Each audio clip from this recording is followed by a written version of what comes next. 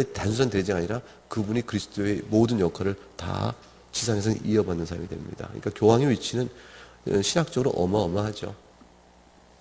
이러한 교회론적 구조 속에 있는 교회는 당연히 어떻게 구원을 받을까 라고 말할 때 저들에게는 솔라 스크립트라만 답일 수가 없습니다. 왜 그러냐면 이와 같은 일은 처음부터 볼 때 이제 예수 그리스도께서 승천하신 다음에 교회를 세우잖아요. 그럼 교회를 세울 때 교회를 세우는 일을 누구한테 맡겼냐면 사도들에게 맡겼지 않습니까? 사도? 그러면 이제 사도들께서 예수 그리스도부터 위임받은 일을 하는데 사도들은 기록된 말씀도 있겠지만 기록되지 않은 것도 있을 것이라는 얘기죠. 그럼 초대교회 때는 사도들이 직접적으로 일을 하니까 말씀을 가르치고 성경이 완성되기 전이니까 신약 성경이. 그들의 가르침이 기록된 것도 있고 기록되지 않은 것도 있고 그 교회가 이루어가니까 소위 말하는 기록된 걸 우리가 성경, 그 기록되지 않은 걸 전승이라고 것입니다. 만들어진 in the making, 만들고 있는 전승이죠. 아직은 과거의 전승이 아니라 현재 살아있는 전승이죠. 그죠? 현재 사도가 활동하니까. 그러면 사도께서 뭐라고 말씀하셨나? 아, 이렇게 하래. 아, 그런가? 하고 A라는 교회가 배웠어요. B라는 교회가 어떤 문제가 생겼어요. 어떻게 하면 좋을까? A라는 교회의 사례를 배우겠죠. 그 사례는 뭐예요? 사도들 가르침인데 성경에 기록되지 않을 수도 있거든요. 일종의 전승처럼 전해지는 겁니다. 그렇죠? 이게 이제 시대가 지나면 과거 일이니까 전통 이렇게 되지만 사도들이 살아있을 때는 뭡니까? 살아있는 내용이잖아요. 이런 내용으로 초대교회 때는 이게 얽혀져서 소위 성경과 가르침 자체가 분리된 개념이 없었어요. 그러니까 이렇게 다 되어 왔다가 사도들이 다 세상을 떠나고 교부 시대로 들어가면 어떻게 해요? 교부 시대로 들어가면. 그러면 기록된 건 알겠는데 카더라는 이거 어떻게 알지? 문제 생기죠. 그래서 실제 이 사이에 긴장이 생기잖아요. 그 교부 시대에 오게 되니까 이것도 남아있다는 주장한 사람인가? 아니야, 이거는 믿을 수가 없어. 이것만 믿어야 돼. 라는 주장이 교부 시대 당연히 등장하죠. 근데 교부 시대부터 그때부터 성경과 전승의 관계에 대한 신학 토론이 벌어지게 됩니다. 그러면서 이 둘 다 중에서 똑같이 봐야 되는 주장을 이어가는 한 파가 있고 아니다. 이건 절대로 안 되겠다. 왜냐면 자꾸 뭐가 들어와요? 부패가 들어오니까. 교리적 부패, 신앙적 부패가 들어오니까 오염을 제거할 방법이 없으니까 오직 기록된 것에만 의지하자는 파가 생긴 거죠. 이 두 개의 파가 중세까지 계속 이어져 오는 겁니다. 그럴 때에 두 개의 파가 팽팽히 오는데 점점 교회가 이렇게 되니까 교황이 임의로 다스려가는 교리적인 생성을 해나가잖아요. 근데 교리 생성을 어떻게 할 것이냐. 이게 문제가 뭐가 됐냐면 그럼 교리의 기반을 어디다 둘 것이냐는 문제가 생기는 거죠. 과거에 했던 관습은 알겠는데 그게 우리 신앙의 철저한 최종적 규범이 될 수 있을까? 이 문제가 생길 때 교리의 규범을 여기다 전승에 두자라는 데까지 나갈 때는 솔라 스크립트를 주장한 사람들은 그 초대로부터 도저히 참아내지 못한 겁니다. 그건 아니지. 근데 무슨 소리야? 여기다 둘 수 있어. 그럼 이걸 어떻게 믿어? 이거를? 누가 이거를 믿을 수 있냐 할 때 이거의 최종적 권위를 누가 줘 할 때 그거는 말이지 이런 교회론의 입장에서 보면 그리스도의 몸이신 토투스 전체 그리스도의 몸인 교회인 그리스도인 몸의 대리자인 교황이 그리고 교황과 함께 주께서 맡기신 주교단 주께서 이 사역 교회적 사역을 사목적 사역을 주교단에 맡겼다는 거거든요. 주교단에 맡겼는데 주교단 가운데 가장 으뜸된 주교가 누구냐면 교황이니까. 그래서 교황과 주교단에 의해서 결정된 바로 따라가면 되는 거지 전승에 대한 걱정을 왜 해? 이 전승이 옳은 거냐 틀리냐 이거 어떻게 알아? 라고 말할 때 걱정하지 마. 하나님께서 세우신 주께서 세우신 주교단이 있지 않냐. 이게 되니까 교황의 교도권에 의해서 이 전승의 문제가 해결되는 거예요. 그 전승 가운데 어떤 전승은 옳고 어떤 전승은 나빠 이걸 결정해 주는 것이죠. 그러면 성경에서 서로 없는 것, 성경이 없는 것, 성경과 충돌되는 것 같은 거 이런 것들은 어떻게 해결해? 그건 말이야. 생각해봐. 왜냐하면 성경과 전승이 모두가 다 하나님께서 계시어 주신 거죠. 그리스도께 주신 것이요. 사도들 전승도 그리스도께 주신 거죠. 그리고 성경은 영감으로 기록된 것이요. 전승도 계승되는 과정 속에 성령의 영감이 된 것이니까 다 성령의 영역사로 된 것이라고. 이렇게 해서 결국 20세기 제2차 바티칸 회의에서는 이게 하나님의 말씀이라는 계시가 하나였는데 두 가지 양상으로 전한다는 게. 그래서 동등하게 취급합니다. 저는 기록된 것 전승 이렇게 구별했는데 그게 아니라 이제는 하나님의 말씀이라는 하나님께서 계시를 주셨는데 그 계시가 한편으로는 성경으로, 한편으로는 전승의 모양으로 두 가지 측면으로 드러났을 뿐 결국은 하나의 실체다라고 들어왔어요. 따라서 전승의 권위는 성경과 똑같습니다. 그래서 오히려 전승이 더 앞서요. 거룩한 전승 안에 성경이 포함됩니다. 자, 지금 가만히 생각해보니까 거룩한 전승이 있는데 전승 중에 기록된 거는 성경, 전승 중에 기록되지 않은 것은 그냥 우리가 전승, 이렇게 말하는 개념으로 전승이 더 폭넓어져 버린 거죠. 그러면 누가 결정권을 집니까? 교황과 주교단이에요. 이런 형태가 되어져. 이런 형태로 되어지니까 로마 가톨릭은 사목을 어떻게 해요? 목회를 어떻게 할까요? 이 교회에 참여하는 걸 되어져. 참여하는 것을. 그래서 교회가 이 목회의 실체가 어떻게 이루어지냐면, 몸인 그리스도 안에서 실체가 어떻게 되냐면 성례로 교회가 가시성을 드러내요. 우리가 잘 아는 칠성례. 그 성례가 교회의 구체적 가시성을 드러내고 그 중심에 뭐가 있냐면 미사가 있는 겁니다. 그러니까 이게 뭐냐면 유카리스트죠. 그래서 이 유카리스트 고해 성사와 미사를 들여가는 그 유카리스트죠. 파스카. 우리가 화채설이라고 말하는 요 두 가지가 중심이 되어지고 시작은 영세로 시작하고 마지막은 종부성사를 끝나는 과정 속에서 교회가 가시적으로 목회의 실체를 드러냅니다. 여기에 참여하는 것이 뭐냐면 구원이 되어지는 거예요. 여기 참여하는 것이 그리스도의 몸에 참여합니다. 근데 우리가 잘 생각해 보세요. 우리가 잘 알듯이 로마 가톨릭의 성찬로는 화채설이죠. 화채설이니까 화채설이라는 것은 딱 하나예요. 은혜가 영적으로 주어지지 않고요. 반드시 자연의 형태로 주어져요. 자연의 형태는 것은 뭐냐면 가시적이며 물체적으로 준다는 거예요. 캐톨릭은 은혜가 가시고 물체적으로 주어지는 기본 원칙이 있습니다. 왜냐하면 교회가 절대 보이지 않는 교회 인정하지 않아요. 캐톨릭은. 왜냐하면 가시적이고 물체적으로 주어지니까. 그래서 보이는 교회만 있습니다. 보이는 교회를 통해서 어떻게 은혜가 자연을 통해 주는데 자연은 가시적이고 물체적이고 그럼 뭐로 주는 거예요? 떡으로 주는 거예요. 떡으로. 예수 그리스도의 몸이라는 은혜가 떡으로 실체로 주어질 때 떡을 먹음으로 실제 유지는 몸을 먹는 것. 이 가시적인 물적인 걸 직접 받음으로 은혜를 섭취합니다. 그러니까 그리스도의 성찬에 이 유카리스트에 참여하지 않으면 은혜를 실제 받지 못하는 게 되어져요. 그렇게 되어지니까 자연스럽게 어떻게 떡이 그리스도의 몸이냐 이 문제를 다뤄야 되니까 결국은 화채설이라는 신학적 개념을 철학으로 전환시켜 설명할 수밖에 없는 거죠. 그래서 모양은 그대로지만 모양과 맛은 그냥 그대로죠. 그대로. 근데 모양과 맛이 된 것은 원래 물체의 우연적 요소인 거죠. 그래서 우유적 요소래요. 우유적 요소. 떡은 모양이 바뀌어도 떡은 떡이고 또 맛은 바뀌어도 떡은 떡이니까 이 떡과 모양과 떡의 맛이라는 것은 떡의 본질을 결정한 것은 아니죠. 떡도 종류가 다양하니까. 그러니까 이거는 우연적이신데 이건 그대로 놔두면서 떡 자체의 원래 본질은 눈에 보이지 않게 바꾸셨다. 신비하게. 그래서 먹는 거는 몸이요. 그러나 맛과 모양은 그대로 떡으로 남은 것이다. 그러니 너희가 맛과 모양이 떡이라 해서 떡을 먹는 생각하지 말아라. 실제 본질은 신부의 사제의 축성에 의해서 바뀐 거니까. 그래서 그걸 바뀌게끔. 그래서 어쨌건 먹는 게 뭐냐면 자연을 통해서 은혜를 받아버리는 겁니다. 이런 상태 되니까 이들은 뭐냐면 교회를 곧 성례라고 정의 내려버려요. Church is sacrament. Ecclesia est sacrament.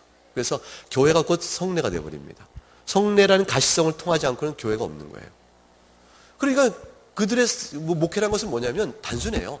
캐톨릭 신자로 오게 해서 성례, 7성례, 7성례 과정 속에서 자신이 참여할 수 있는 거. 신품성사, 사제가 되는 신품성사 빼놓고 나머지는 다 참여하면 되는 거예요. 영세받고 견진받고 고해하고 그다음에 이 파스카 미사에 참여하고 그다음에 뭐 종교성사 받고 이런 인들로 나가면 되는 거예요. 이런 또 결혼할 때 혼부성사하고 이런 대에 참여하고만 있으면 그러면 이제 구원의 그리스도의 몸에 붙어 있는 게 되어지니까 구원을 받는 거죠. 종말 이후에 연옥의 문제만 남아 있을 뿐이에요. 연옥의 문제만 해결되면 되니까. 연옥에서 벌 받고 나오는 문제만 해결되니까. 어쨌건 연옥 가면 벌만 받으면 되는 거죠. 벌을 오래 받느냐 짧게 받는 문제가 있지만. 그 부분에 이제 이따 구원론 얘기 좀 하면서 말씀드릴게요.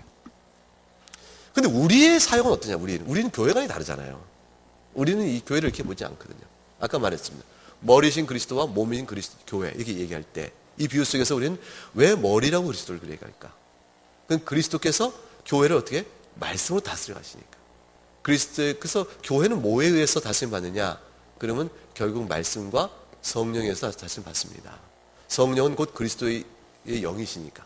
그렇게 되면 말씀을 가지고 역사하시는 성령, 베르보 이렇게 얘기하잖아요. 말씀과 함께 말씀을 가지고 역사하시는 성령의 역사로 말미암아 우리가 몸된 교회가 그리스도 통치 아래에 있습니다. 그러니까 몸과 비유가 그래요. 그러면 우리가 그리스도의 몸일 수 있는 유일한 이유는 뭐냐?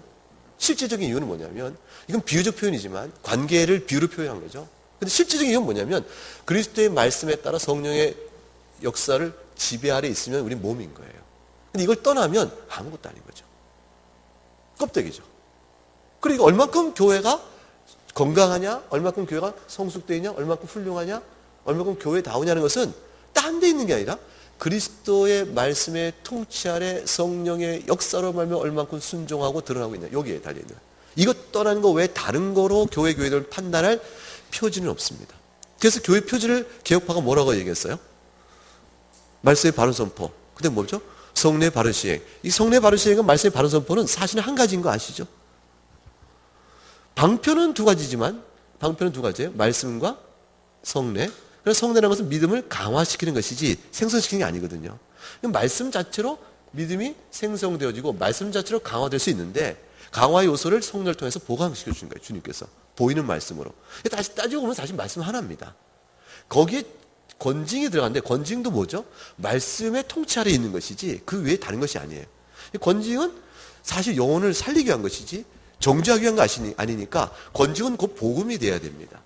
복음이라는 것은 말씀 속에 있는 것이죠. 이게 전체가 말씀 하나예요. 방편이 말씀 하나로 이루어지니까 말씀 빼버리면 교회는 아무것도 아니에요. 아무것도 아니에요. 그 말씀 하나로 이루어지는 것인데 그 말씀이 제대로 이루어지느냐, 그거 갖고 교회 표지 삼는 것이에요. 성례가 바르게 합법적 시행되고 있느냐, 그걸로 표지를 보는 것이에요. 권징이라는 것은 교회를 부패시키고 말씀을 떠나는 일들을 좌시하느냐, 그걸 보여줘요. 이 교회 표지 세 가지는 사실은 말씀의 왕통치 아래 있느냐, 그거 하나 보는 거예요. 근데 교회가 교회냐? 그것은 말씀뿐입니다. 그러니까 솔라 스크립트라가 신약교회, 개신교 교회, 종교개혁 교회의 유일하고 절대적인 것이에요. 우리 할 일인 것은 뭐냐면, 그럼 말씀을 어떻게 이해하느냐, 그게 남아있고, 그걸 또 어떻게 전달하느냐, 그게 남아있고, 말씀을 어떻게 적용하여 돌보느냐, 이게 있으니까.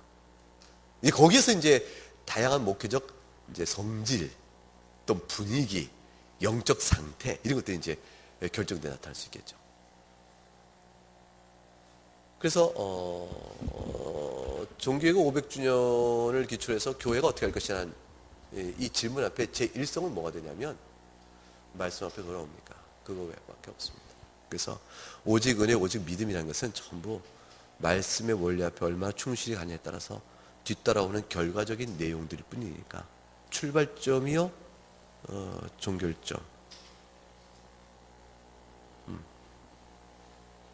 그것은 솔라 스크립트라입니다. 이제 우리가 그러면 성경을 근본으로 해서 나갈 때 이제 목회자가 이제 하나의 무릎을 꿇죠. 성경을 펴고 이 말씀만이 저의 모든 것이고 주께서 맡기신 교회를 목양하는 모든 것입니다. 이렇게 고백하고 성경을 핍니다. 성경을 피다 보니까 해석적 문제가 생겨요. 해석. 성경은 성경인데 이제 우리의 문제가 생기는 거죠. 어떻게 성경을 이해하지? 해석의 문제. 그 다음에 그걸 어떻게 전달하지? 이제 문제. 그리하여 어떤 목양의 영적 상태를 낳도록 되어지는 것이지. 이제 문제가 남죠. 원리적으로 쉬워요. 그리스도의 복음, 십자가. 근데 해석의 문제는 구체적으로 이제 성경의 구절에 들어가게 되면 신학적 이제 차이가 발생합니다. 그러니까 정당한 해석을 했을 때 신학적 차이가 생기게 됩니다. 그러니까 그 건전한 주석 방법을 가지고 문법적, 구문론적 해석을 다 해도 이상하게 결과적인 게 달라질 수 있어요. 견해가 안 접해집니다. 그건 이제 신학적 해석 차이 때문에 그렇습니다. 이 신학적 해석의 차이라는 것은 중세 때 사중적 의미, 성경 본문마다는 아니지만 되게 네 가지 의미가 있다라고 중세 때는 해석을 해왔잖아요. 하나는 도덕적 의미냐, 행위적인 거죠. 하나는 교회론적 의미냐라는 거니까 우리가 실제로 성령의 열매를 얘기하고 했을 때처럼 사랑의 의미, 종말론적 개념 의미 뭐 이렇게 따져요. 문자적 의미냐, 이래 등등등. 이런 것들 다 떼놓고 종교기 이후에 우리는 소위 문법적 역사적 해석과 신학적 해석으로 성경 해석한다고 해석 방문을 정해버렸어요. 이거 정확한 것이죠. 그런데 신학적 해석이란 것은 결국 왜 좁혀지지 않을까? 갈래가 있을까?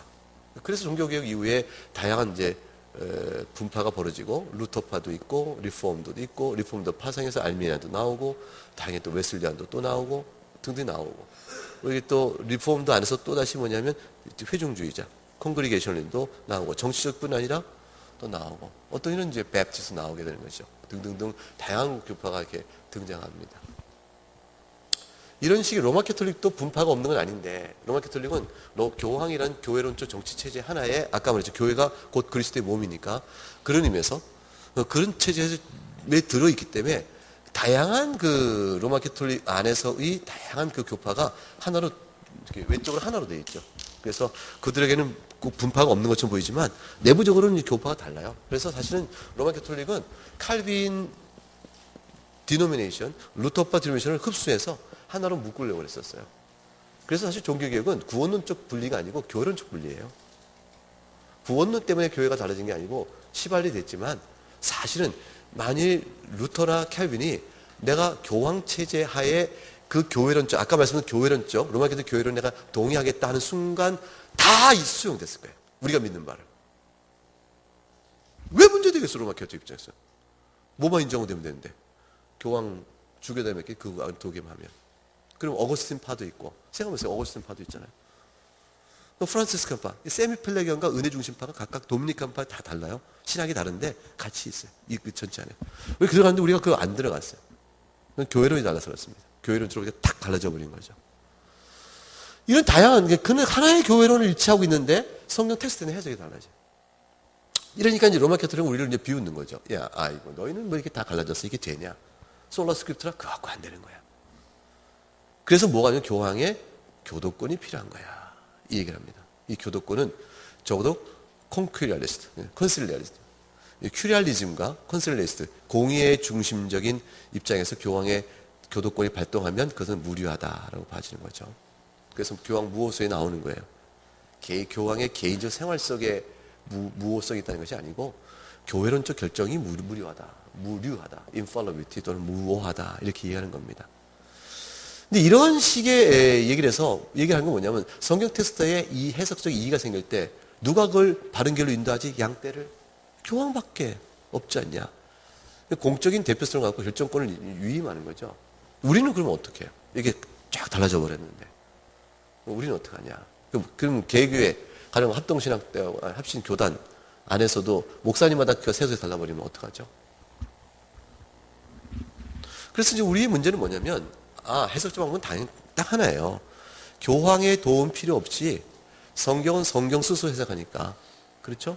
스크립트 에스트 수이스 인테르프레스. 그래서 성경은 성경 자체 해석자예요, 성경이. 그러니까 성경은 자신에게 해석자예요, 인테르프레스. 자신에게 대한 해석자예요, 자기의 해석자이기도 해요. 그러니까 성경 자체가 신학적 차이를 낳는 우리 편에서의 차이가 있다는 결과에 관계없이 성경으로 성경을 해석하는 기본 원리를 우리 고수해 나갑니다. 그래서 방법은 뭐냐면 명료한 것에서 불명료한 걸 풀어간다. 이것만이 우리의 성경 해석의 문제예요. 따라서 외적인 도움 필요 없어요. 이렇게 해석해서 이루어질 때 일단의 하나의 전통이 형성됩니다. 우리 안에서도. 그게 뭐냐면 리포엄드 트래디션이 나오는 거예요. 루터란 트래디션이 나오는 거죠. 그래서 우리 안에도 뭐죠? 전통이 생겨요. 그게 뭐냐면 성경이 명료한데서 불명료한으로 나가다. 잘 모르는 것은 명료한 것을 풀어가는 것이죠. 그래서 이걸 푸는 걸 뭐라고 그러냐면 신앙의 유비라고 그래요. 신앙의 유비. 그래서 아날로기아 피데이. 그래서 뭐냐면 복음의 정신, 예수 그리스도의 복음의 원리에 따라 명료하게 들어간 것 따라 이상한 것은 이 원리 명료한대로 지배해서 풀면 되지. 복음과 어긋나게 하면 안 돼. 그 얘기를 하는 거죠. 잘 모르는 부분이 있겠지만 그럼 좀 남겨놔. 이런 거죠. 그러나 복음과 어긋나게 하지는 말아라. 그 얘기를 하는 거죠. 그래서 신앙의 유비를 이뤄갑니다. 이러한 원칙에 따라 하다 보니까 신앙의 유비에 따라 성경을 해석해 나가는 일단의 한 그룹이 생겨요. 그 그룹은 이것이 맞다라고 전통을 세우는데 그 전통이 우리가 소위 말하는 표준 문서예요. 그 표준 문서가 우리에게는 뭐예요? 웨스트민스터 컨페션이죠. 그것으로 그리고 뭐 더치 리폼들은 자기가 이거는 세계 일치 신조, 벨직, 돌트 신조, 하이델베르그 이렇게 있는 거죠. 각각의 이게 표준 문서가 전통이 생기는 거죠. 이 전통은 우리에게 성경을 후대의 사람이 읽을 때에 야야야 성경 그렇게 하지 마. 이것도 봐. 이렇게 해석해야 되지. 우리의 해석적 지침을 알려주는 것이에요. 자유로움을 억압하는 게 아니라 우리의 바른 방을 알려주는 것이죠. 그런데 이 전통이라는 것도 우리가 솔라 스크립트 때 반대한 거 아닌가? 반대했었지. 뭘 반대했는데? 전통이라는 폼, 형식 자체 반대 게 아니라 전통의 내용이 어떻게 되냐를 반대한 거죠. 전통이 성경의 권위 위에 있을 수는 없다. 그래서 우리는 항상 개혁파에서 이런 얘기 들어보셨죠? 셀프 레포르만다. 그래서 리폼드, 레포르마타, 에클레시아. 레포르마타, 에클레시아. 그럼 뭐예요? 개혁교회는 에스트 셈페르, 늘 항상 레포르만다. 뭐죠? 개혁돼야 한다. 이 말은 뭐냐면 이 우리가 세운 전통이 성경 권위 위에 있지 않습니다. 그 얘기를 한 것이죠. 그래서 우리에게는 모든 싸움에서 항상 우리에게 있는 것은 전통인과 성경이라는 노르마는 표준이 우리에게 형성됩니다. 한편은 성경에 의한 표준이에요. 성경의 표준이에요. 근데 이 성경의 표준이 우리에게 지금 말씀한 것처럼 명령에서 불명령을 필요로 하는 이런 해석적 방법 따라서 신학적 해석의 차이가 나올 때 이것이 맞아 라는 어떤 기준을 세웁니다. 노르만스 하면 표준을 세워주는 그 말이에요. 표준을 세워주는. 그 표준을 세워주는 표준으로 성경이 으뜸 권위로 있는 겁니다. 그럼 이렇게 해서 세워진 표준을 세워주니까 성경에서 세워지는 표준이 있잖아요. 그 노르마타예요, 그게. 그래서 합동신학대학원 출판부에서 노르마타는 책 제목이 갖고 책이 나왔죠. 보신 적 있어요? 까만 책에 노란 테두리에 예쁘게 디자인된 진짜 좋은 책인데 아직도 안 사셨어요? 그래서 출판부가 망해가지고 우리가 지금 출판부를 지금 살리냐 죽이느냐 갖고 지금 고민해서 학교 재정적 측면 때문에 고민하고 있어요. 학교 출판부가 1년 동안 해보면요 4천만 원, 3천만 원 적자가 나니까 메울 길이 없는 거예요. 학교가 이렇게 재정적으로 지원을 해도 또 지원을 마음대로 못해요. 교육부 재정감사 나오면요 왜 학교 돈이 일로 가느냐, 별개 기관이니까. 그 책 팔아야 장사 되는데 책 좀 갖고 와서 장사 좀 할걸. 갖고 와서 다 팔 텐데 안 갖고 왔네. 노르마타라는 책이 나왔어요. 이 책은 우리의 신조, 장로교 신조와의 중요한 것들에 대한 내용을 우리 합신 교수님들이 쓴 책들 다 모아놓은 거예요. 이게 표준으로 세워진 성경에서 노르마타 표준으로 만들어진 표준이죠. 그게 뭐냐면 우리의 전통이에요. 이 전통은 성경의 권위 아래 있기 때문에 셈페르 레포르만다. 항상 개혁돼야 할 것으로 있는 겁니다. 그러니까 우리는 이제 어떻게 해석하지? 라는 문제가 나오면 이 해석의 답은 뭐냐면 가장 답은 뭐죠? 신학적 해설해야지. 당연히 구문에 맞춰야 되고. 그래서 이걸 주석적 작업을 하는 거죠. 근데 주석서 보게 되면 신학적 해석이 분명하지 않은 게 많아요. 왜냐하면 리폼드 트래디션, 리폼드 이 전통에 확실하게 서 있는 주석이라면 신학적 해석까지 나올 거 아니에요? 근데 일단의 보통의 주석들이 신구약 학자들이 자기가 속해 있는 교파가 어디에나 상관없이 자기가 속한 표준 문서인 노르마타에도 관심이 있는 분이 많아서 여기에 멈춰요. 그러면은 레시피는 주는데 맛은 못 내는 거예요. 이 음식, 성경이 하는 음식이에요. 맛있는 찌개인데 이 찌개 이거 먹고 우리 이거 어떻게 되지? 그런데 찌개 레시피는 쫙 줬는데 레시피 갖고 맛이 나오나요? 음식 만들어 보셨죠? 요리하시잖아요. 레시피 갖고 만들면 두 사람이 똑같은 음식 맛이 나오나요? 안 나오죠. 사람 손맛이 있잖아요. 이 손맛이 이 신의 신앙이. 이게 안 돼요. 라면도 맛이 다르더라고요. 하긴 보니까. 그게 달라요. 그래서 이것 때 해석 어떻게 하지? 그러면 결국은 성경의 해석을 어떻게 하지라는 문제일 때 주석을 읽어보고 연구하죠. 본문 헬라어보고 히브리어 보고 다 해야죠. 이걸로 설교 준비가 안 되잖아요. 그러면 신학 해석 넘어가야 될 문제가 딱 부딪히잖아요. 이 신학 해석의 도움을 어디서 받아요? 아무리 주소 봐도 이 도움을 못 받아요. 이 신학 해석은 스스로 찾아내야 되는데, 그래서 잘려면 표준 문서죠. 노르마트에 통해야 돼요. 우리가 믿는 바의 신학 원리가 뭔가를 정통하다는 건 뭐냐면 이 표준 문서를 근거로 모든 성경의 구절이 어떻게 왔는지 아니까 이 노르마타가 무엇을 말하는 걸 넘어서서 왜 그렇게 말할 수 있었지? 성경은 라는 거에 들어가서 연구를 해보면 모든 표준 문서의 프루프 텍스트인 성경 구절 하나하나를 들어가면서 연구하다 보면 성경 전체를 읽어가는 해석적 틀이 쭉 열립니다. 그래서 나중에는 성경만 가지고 그냥 성경을 말하는데 노르마타가 막 우러나는 거예요.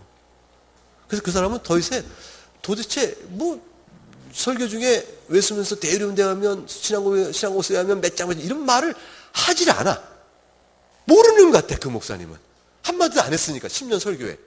근데 설교를 10년 동안 들은 성도가 전부 신앙고에 읽어보거나 요리문답 읽어보면 다 아는 내용이에요. 왜 그럴까요? 이 안에서 우러져 나왔기 때문에 그렇습니다. 그러니까 재미있는 현상이 벌어져요.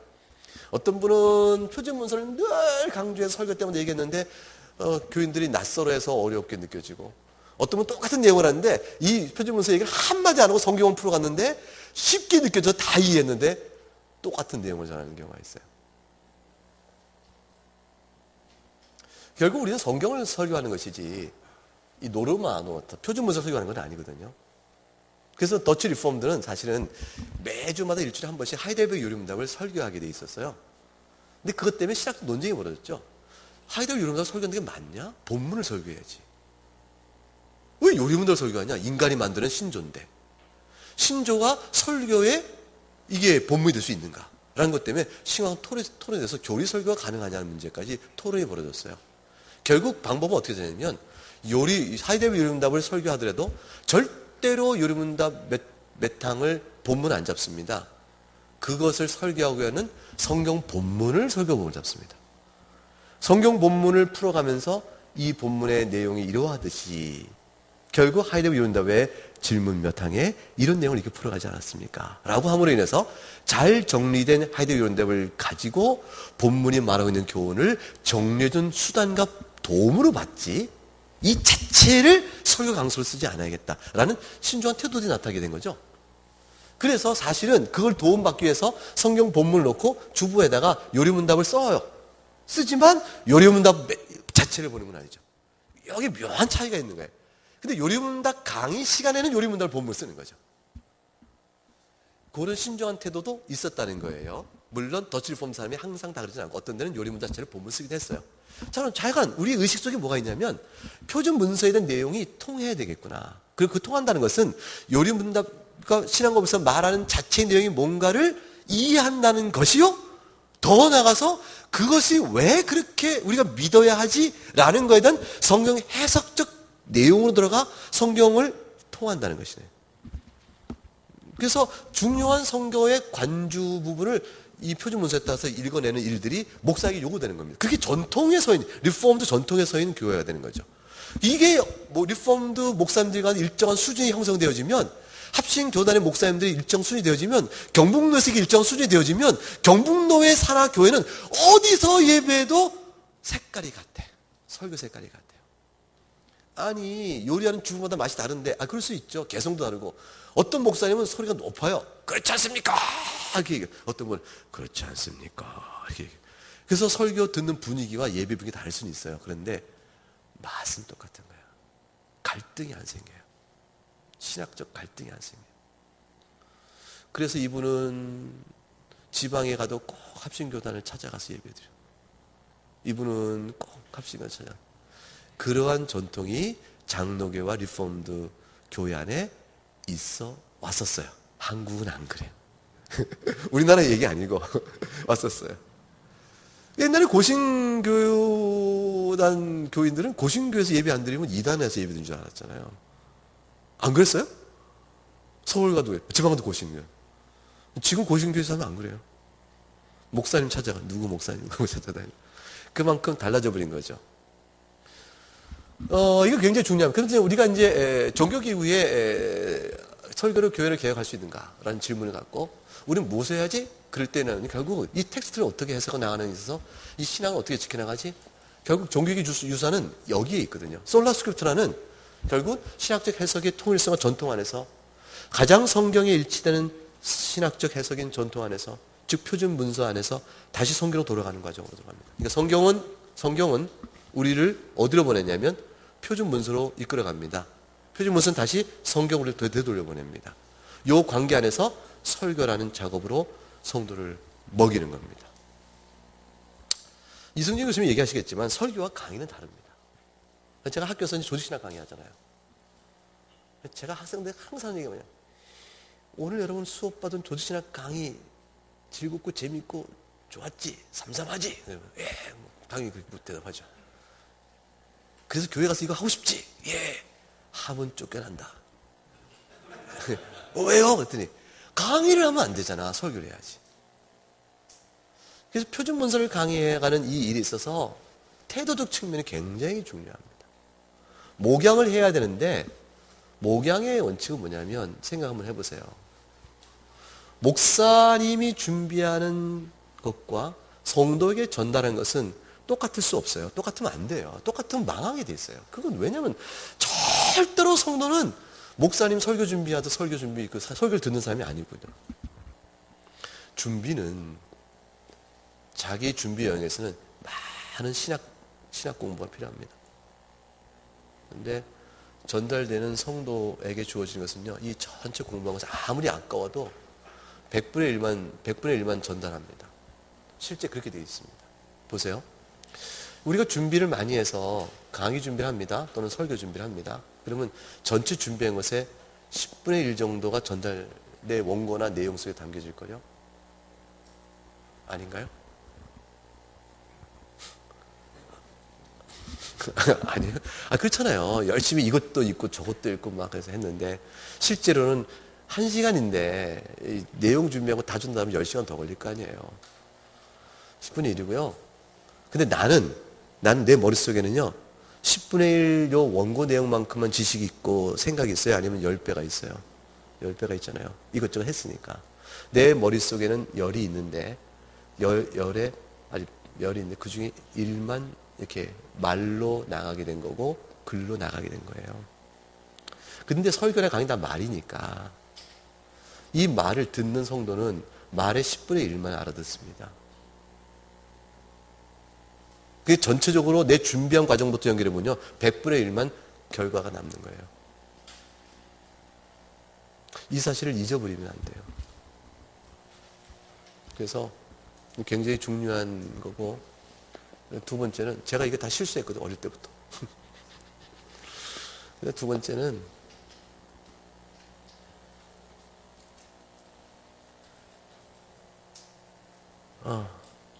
십자가로 시작해서 십자가로 맞춰야 됩니다. 그것이 성경 본문이건 표준 문서건 십자가로 치달아가야 됩니다. 왜 십자가 필요하지? 왜?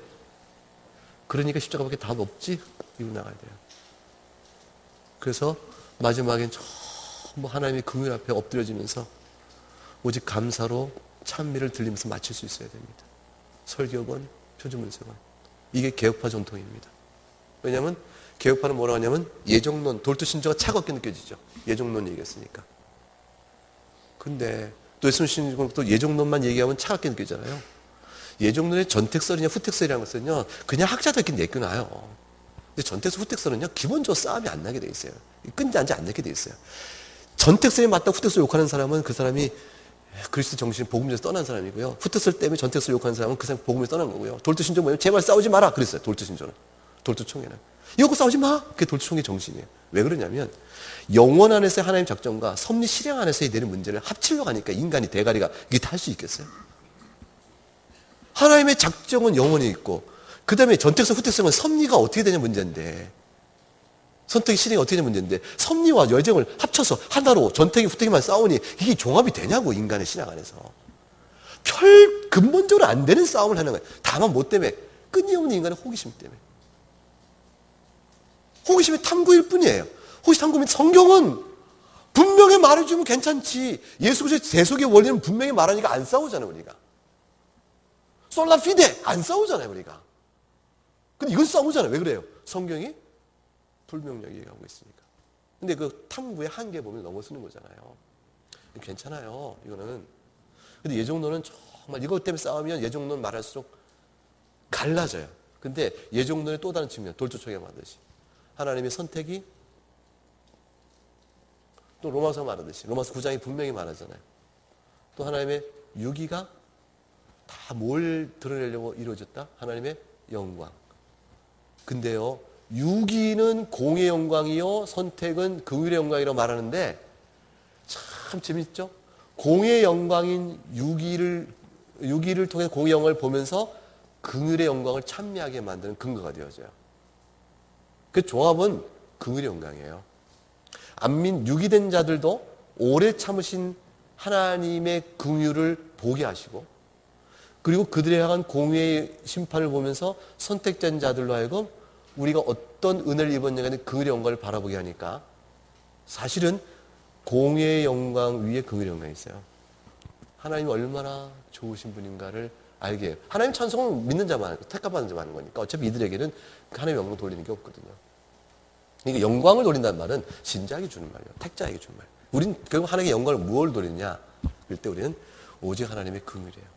긍휼의 영광을 돌릴 때 우리는 유기된 자를 보고 하나님의 공의 심판 보면 우리가 저와 같은 죄인데 어떤 용서를 받고 있는가? 그거의 새로운 상기 외에 도대체 하나님의 공의를 통해서 우리가 뭘 배워요?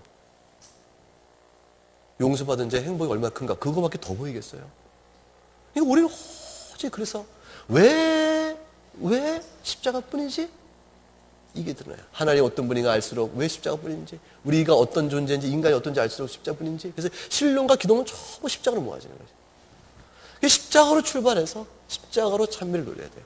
그러면 성경 본문도 그렇고 표준 문서 전부 전체가 그리스도 복음 중심으로 나갑니다. 이게 사실 개혁파의 패션이에요. 리폼드 패션. 우리의 개혁파적 신학의 열정이에요. 이 열정이 강렬하게 드러나는 게 퓨리탄들이었어요. 청교도들. 청교도의 눈물은 이 열정 때문에 흐르는 눈물이었어요. 우리가 어떻게 살고? 라는 질문은 전부 이 열정 때문에 우러난 질문이었어요. 그리스도를 재관 빼놓은 청교도의 눈물은요, 그럼 전부 다 외시적 행위적 눈물이게? 절대로 그렇게 못 삽니다.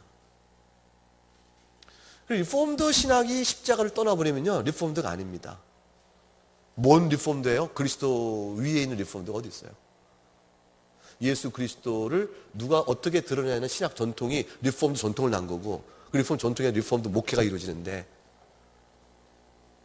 그래서 이 본문의 해석을 가지고 종교개혁 정신에 따라 솔라 스크립트라서 우리가 표준 문서 적어왔고, 성경은 표준 문서를 우리 밀어내고, 표준 문서를 받아내면 우리 다시 성경 돌아가면서 그 전체에 돌아가는 순환 가운데 가장 중심에는 십자가입니다. 그 안에서 어떻게 오늘 본문으로 그리스도를 전할고, 오늘 이 표준 문서는 어떻게 그리스도를 우리에게 말해주는고, 이 대질문으로 시작하여 그 질문으로 설득돼 나가야 합니다. 그러면 오직 감사 하나가 딱 남아요. 목사님 할 말 없습니다. 감사뿐입니다. 그러면 당신 생활 속에 눈물과 아픔과 병도 아프고 뭐 이렇게 생활 육적인 환란도 많은데 괜찮아요? 이 은혜를 알았은즉 환란이 작아지네요. 견딜만 해요. 목사님 괜찮아요. 주님 앞에 무릎 꿇을래요. 그 은혜 안에서 하나님의 섭리에 의한 돌보심이 자신의 따뜻하게 비치는 빛을 보죠. 엄동선언의 얼음판에 겨울 햇빛, 얼음 다 녹이지 못하지만 따뜻하게 닿는 걸 느껴요. 어차피 인생 서럽잖아요. 슬프고 고난스럽잖아요.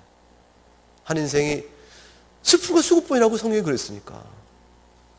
그 인생 살아가는 성도들의 삶이 돈으로 해결 안 되잖아요, 이거. 건강 약속은 우리가 어떻게 해요? 우리가 주는 은혜는 말씀뿐인데. 말씀은 뭐라고 말하는데? 그리스도를 전하라죠. 그리스도를 주시는 거예요. 예수님께서 참 신기한 게 있어요. 예수님은 장님을 다 눈뜨게 안 하셨어요, 이스라엘에. 가다가 만난 장님만 눈뜨게 하셨어요. 왜 그러셨을까요? 아니, 나병 환자 다 고치지 않고 찾아온 10명만 고치.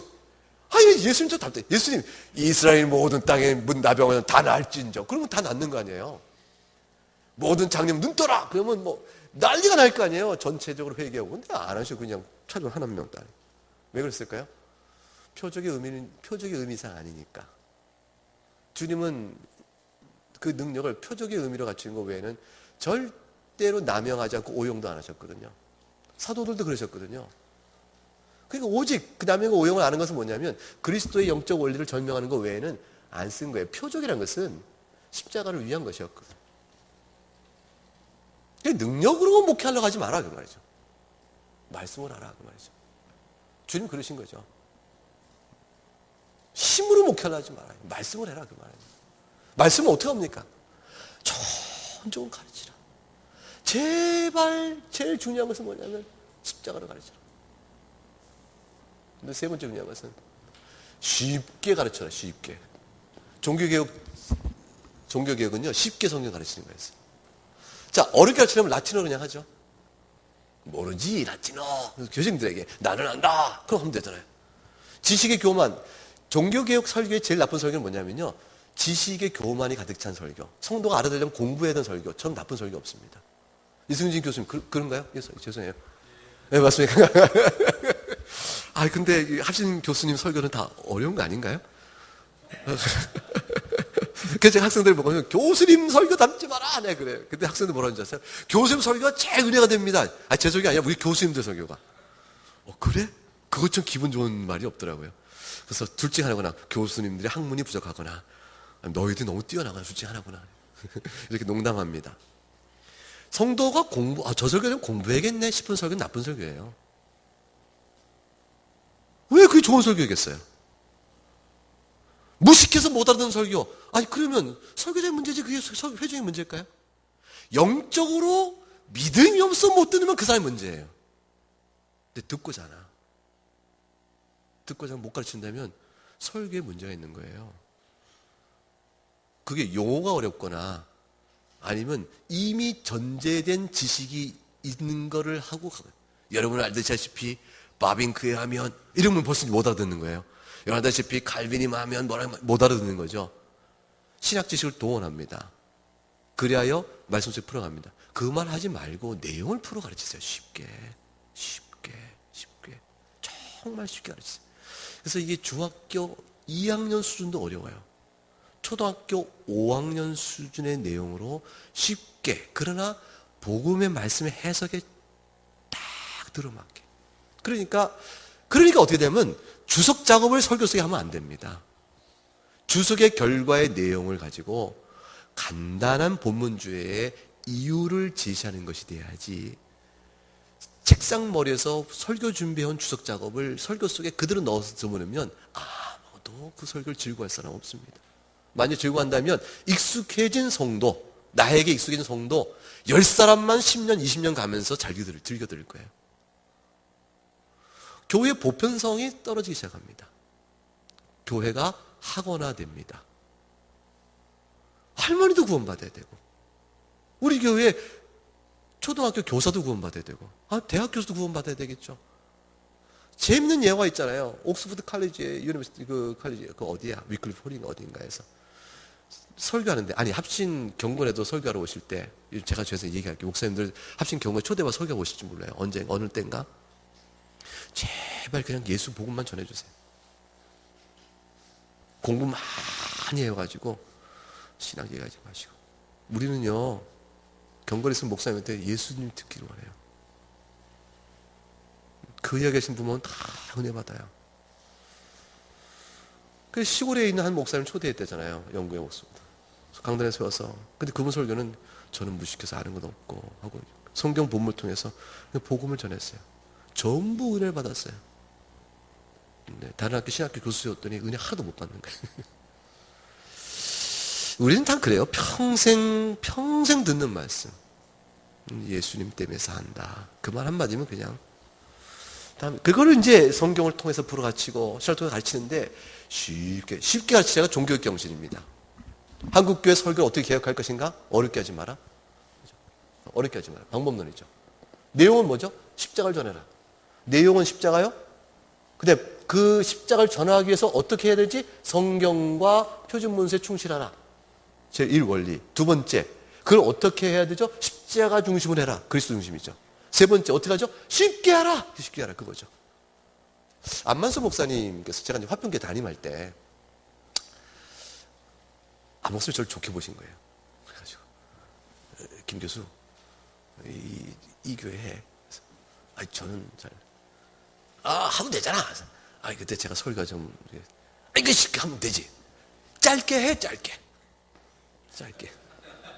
1. 짧게 하라. 2. 그 다음에 쉽게 하라. 3. 문장을, 그러니까 설교 길이를 짧게 해라. 50분, 1시간 하지 말고. 근데 저는 이거 못 고쳤어요. 그 다음에 쉽게 하라. 쉽게 하라. 단어를 좀 쉬운 거 쓰고, 왜 단어 그 어려운 거 써? 복합적 그 한자어 섞은 거 쓰지 말고, 이렇게 좀, 그렇게 해. 이렇게 좀 쉽게 풀어서 단어를 쉽게 해라. 그 다음에 뭐냐면, 문장을 짧게 해라. 문장 짧게. 그러니까 단문 써라, 단문. 이 세 개를 다 못한 거예요, 제가. 설교는 길고, 단어는 개념적인 어려운 단어 쓰고, 저희 교회 교인 중에서 국어 선생님 계셨어요. 권사님이셨어요.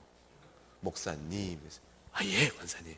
목사님 설교 참 좋아요. 정말 기분이 좋아가지고 그냥. 그래, 권사님 감사합니다. 그런데, 고개 조으시고, 그런데 뭐요? 그랬더니, 목사님 설교는 참 좋은데, 글로 3번 읽으면 더 좋을 것 같아요. 그런 설교를 말로 하시니, 한 번에 듣고 하기가 참 어렵네요. 이거 설교 나쁘다는 얘기잖아요. 왜요? 그랬더니 단어가 개념이 함축적 단어를 쓰는데 그 단어가 이어져 나와요. 그러니까 그 위해서 한 문장을 다 이해하려면 복잡한 개념이 형성되잖아요. 근데 그거를 단문도 아니고 그럼에도 불구하고 복문으로 연결해요. 숨도 안 쉬고. 제발 숨 쉴 틈 주세요. 제가 학교 처음 와서 강의할 때 신학생들 어떤 학년인지 모르겠어요. 교수님 오늘 5문장으로 1시간 2시간 강의 끝났네요. 엥? 7, 8 조지 엮으니까 쫙 그런데 그러면 말이야 그럼에도 불구하고 그렇지만 그러나 하면서 문장 안 끝나고 마침표가 언제 끝나요? 조병수 총장님이 나 기도할 때 김 교수님 문장 2문장으로 기도가 끝났어. 7분 기도했는데 그러면 기도가 언제 아멘 하냐 내가. 아멘 하려고 내 문장이 끝나야 아멘 하지. 그 다음에 그냥 놓쳐. 그래서 앞에 무슨 기도인지 잊어버렸어. 나한테 이렇게 보여주더라고. 그러면서 학생들이 흉내냈어요. 김병훈 교수 강의 흉내 제일 쉽다며. 문장만 길면 돼. 그랬어요. 좋은 건 줄 알았어요. 저는 그게 좋은 커뮤니케이션인 줄 알았어요. 왜냐하면 책을 읽으면서 문어체적인 생각이 굳어져 버려갖고 이 말하는 것도 문어책 문장이 나오는 거예요. 그때 제가 어느 때 그 회의에서 말을 했더니 회의 끝나고 어떤 사람이 와서 많이 고생스럽겠어요. 왜요? 그랬더니 문어책 문장을 말로 하니 남들이 못 얻을 거 아니에요. 이 좋은 말인지 나쁜 말인지. 설교자라서는 빵점이에요. 빵점. 안만수 목사님이 제발 문장 짧게 해라. 단어는 쉬운 걸 써라. 전체 설교일이 짧게 해라. 그러면 자네 목회 성공해. 근데 하나도 못 지켰어. 그래서 그냥 그만두고 나왔어요. 교인들 생각하니까 안 되겠더라고. 그거를 좋다고 들어오는 교인이 일부 있죠. 근데 많은 교인들은 힘들어하는 교인들 많잖아요. 목회는 다 해야 되는데. 좋아하는 교회만 추려 모으려면 그냥 하면 되죠. 좋아하는 교회만 추려 모으려면. 근데 남녀노소 다 배경 다른 분들이 다 있는데, 그러니까 그리스도의 종이 아니죠. 예수님은 쉽게 설교했잖아요. 쉽게 하려고 애를 쓰죠. 나보고 안만수 목사님, 예화 없어? 예화 꼭 넣어. 설교자로서는 안 목사님이 저보다 좋은 분이에요. 훌륭한 분이고. 설교에 담는 내용은 저는 안 목사님과 다른 내용을 담죠. 신학과 다 공부한 배경이 다르니까. 뭐 강조 좀 다를 수 있겠죠. 근데 교인들이 행복해했어요. 합병교회에서. 제가 온 대로 불행한 교인이 많아진 거예요. 그래서 제가 나올 수밖에 없었어요. 안 되겠다. 지금 이제 나그네 교회를 개척했잖아요. 그 교인들 행복해요, 지금. 왜냐하면 그런 사람만 남아서 그래요. 여러분, 인디안이 기후제 제세면 비가 꼭 옵니다. 왜 오죠? 답 있죠? 이거 넌센스인데. 왜 오죠? 비 올 때까지 기후제 지내니까. 제가 개척교회 했는데, 나그네 교회 개척했는데, 교인들 다 행복해요. 왜 그러죠? 행복해하는 교인만 남았으니까. 근데 착각하고 있는 거예요. 자기가 하면은 모든 사람이 행복한 줄 알고. 보편적 성질을 떠나가 있거든요. 그런데 이 얘기는 있어요. 우리는 어차피 다는 안 돼요. 자기 성질대로 해야지. 표범이지 돌고래가 아니잖아요. 그러니까 난 내 식대로 한다. 그래서 개성은 오케이예요. 근데 개성을 일반화시켜 반성을 안 하면 안 된다 그 말이에요. 그러고 나서 속상해하지 말자 그 말이에요. 내가 설교를 60분씩 했어? 그리고 어려운 단어 책에 배우고 그냥 100개 논문, 책에 설교 온 걸 책 속을 그냥 썼어? 그러고 나서 문장도 긴 문장 써? 그리고 설교 쫙 했더니 30명이 쫙 30년 따라와. 이게 진짜다. 이 생각은 하지 말자 그 말이에요. 뭐라고 하냐면 나는 참 이렇게 하는 게 잘 맞았다. 그러다 보니까 내게 이렇게 주셨구나. 참 이 교인이 감사하다. 이렇게 생각하는 거로 멈추면 그거는 우리의 한계예요. 그런데 이렇게 하면서 자꾸 아니야 이렇게 얘기하게 되면 이렇게 하는 모든 영혼이 십자가 자꾸 멀어져요. 리폼드 신학의 단점 얘기할까요? 단점. 우리가 사랑하는 리폼드 신학의 단점. 너무 리폼드는 디스팅션, 구별을 잘합니다. 어떻게 되고 구별되고 스콜라 영향을 입는 거죠. 구별을 잘하면 어떻게 되냐? 학문성이 뛰어나집니다. 학문성이 제고됩니다. 그런데 구별을 하다 보면 아닌 것과 그런 것, A냐 B냐를 나눠보니까 선택을 해나가면서 다른 쪽을 향해서 배타성이 생길 굉장한 위험성이 생깁니다. 이러한 학문의 성질을 예수 그리스도 중심으로 하나님 긍휼이라는 리폼드 신학의 절정 안에서 다시 재해석해보는 안목이 안 생기면 배울 때 꼿꼿해져가지고 상처를 많이 주고 자기 의의가 생겨버립니다. 이거는 리폼드 신학의 초기적. 그래서 왜냐하면 되게 리폼드에 감동받는 사람은 무엇 때문에 감동받죠? 우리의 현상이 이렇게 부족하다라는 것에 대한 반성으로 리폼드에서 고배를 받잖아요. 이렇게 영광스러운 복음이 있는데 여지껏 이랬구나 이것 때문이잖아요. 그 다음에 나온 태도는 뭐냐면 발견되는 즉시 이건 아니고 이건 아니고 이건 아니고 이 얘기에 바빠요. 근데 이거는요 아니고는요 영혼을 살찌지 않아요. 먹여야 되잖아요. 이거 잊어버리고 이거 아니고는 다 자기 안에 두고 이걸 교인에게 뭐 얘기할 거 뭐 있어요. 내 마음속에 두고 나는 하나님의 용서와 그 위로 얼마나 리폼드 신학이 드러나는지 이 기쁜 것을 교인에게 잘 전하면 되잖아요. 이런 목양적 태도가 난 종교적 정신이라고 봐요. 우리가 칼빈의 눈물을 배워야 되고 리폼드 신학자인데 칼빈의 눈물 없으면 안 되죠. 우리는 교회를 세우기 위한 사람이지 리폼드 이데올로기 세운 사람은 아니거든요. 종교개혁은 이데올로기를 벗자는 거잖아요. 로마 캐톨릭이라는 이데올로기가 있었어요. 그건 성경에 어긋난 거였었어요. 교도권, 교황의 교도권, 전승, 교회론적 이데올로기.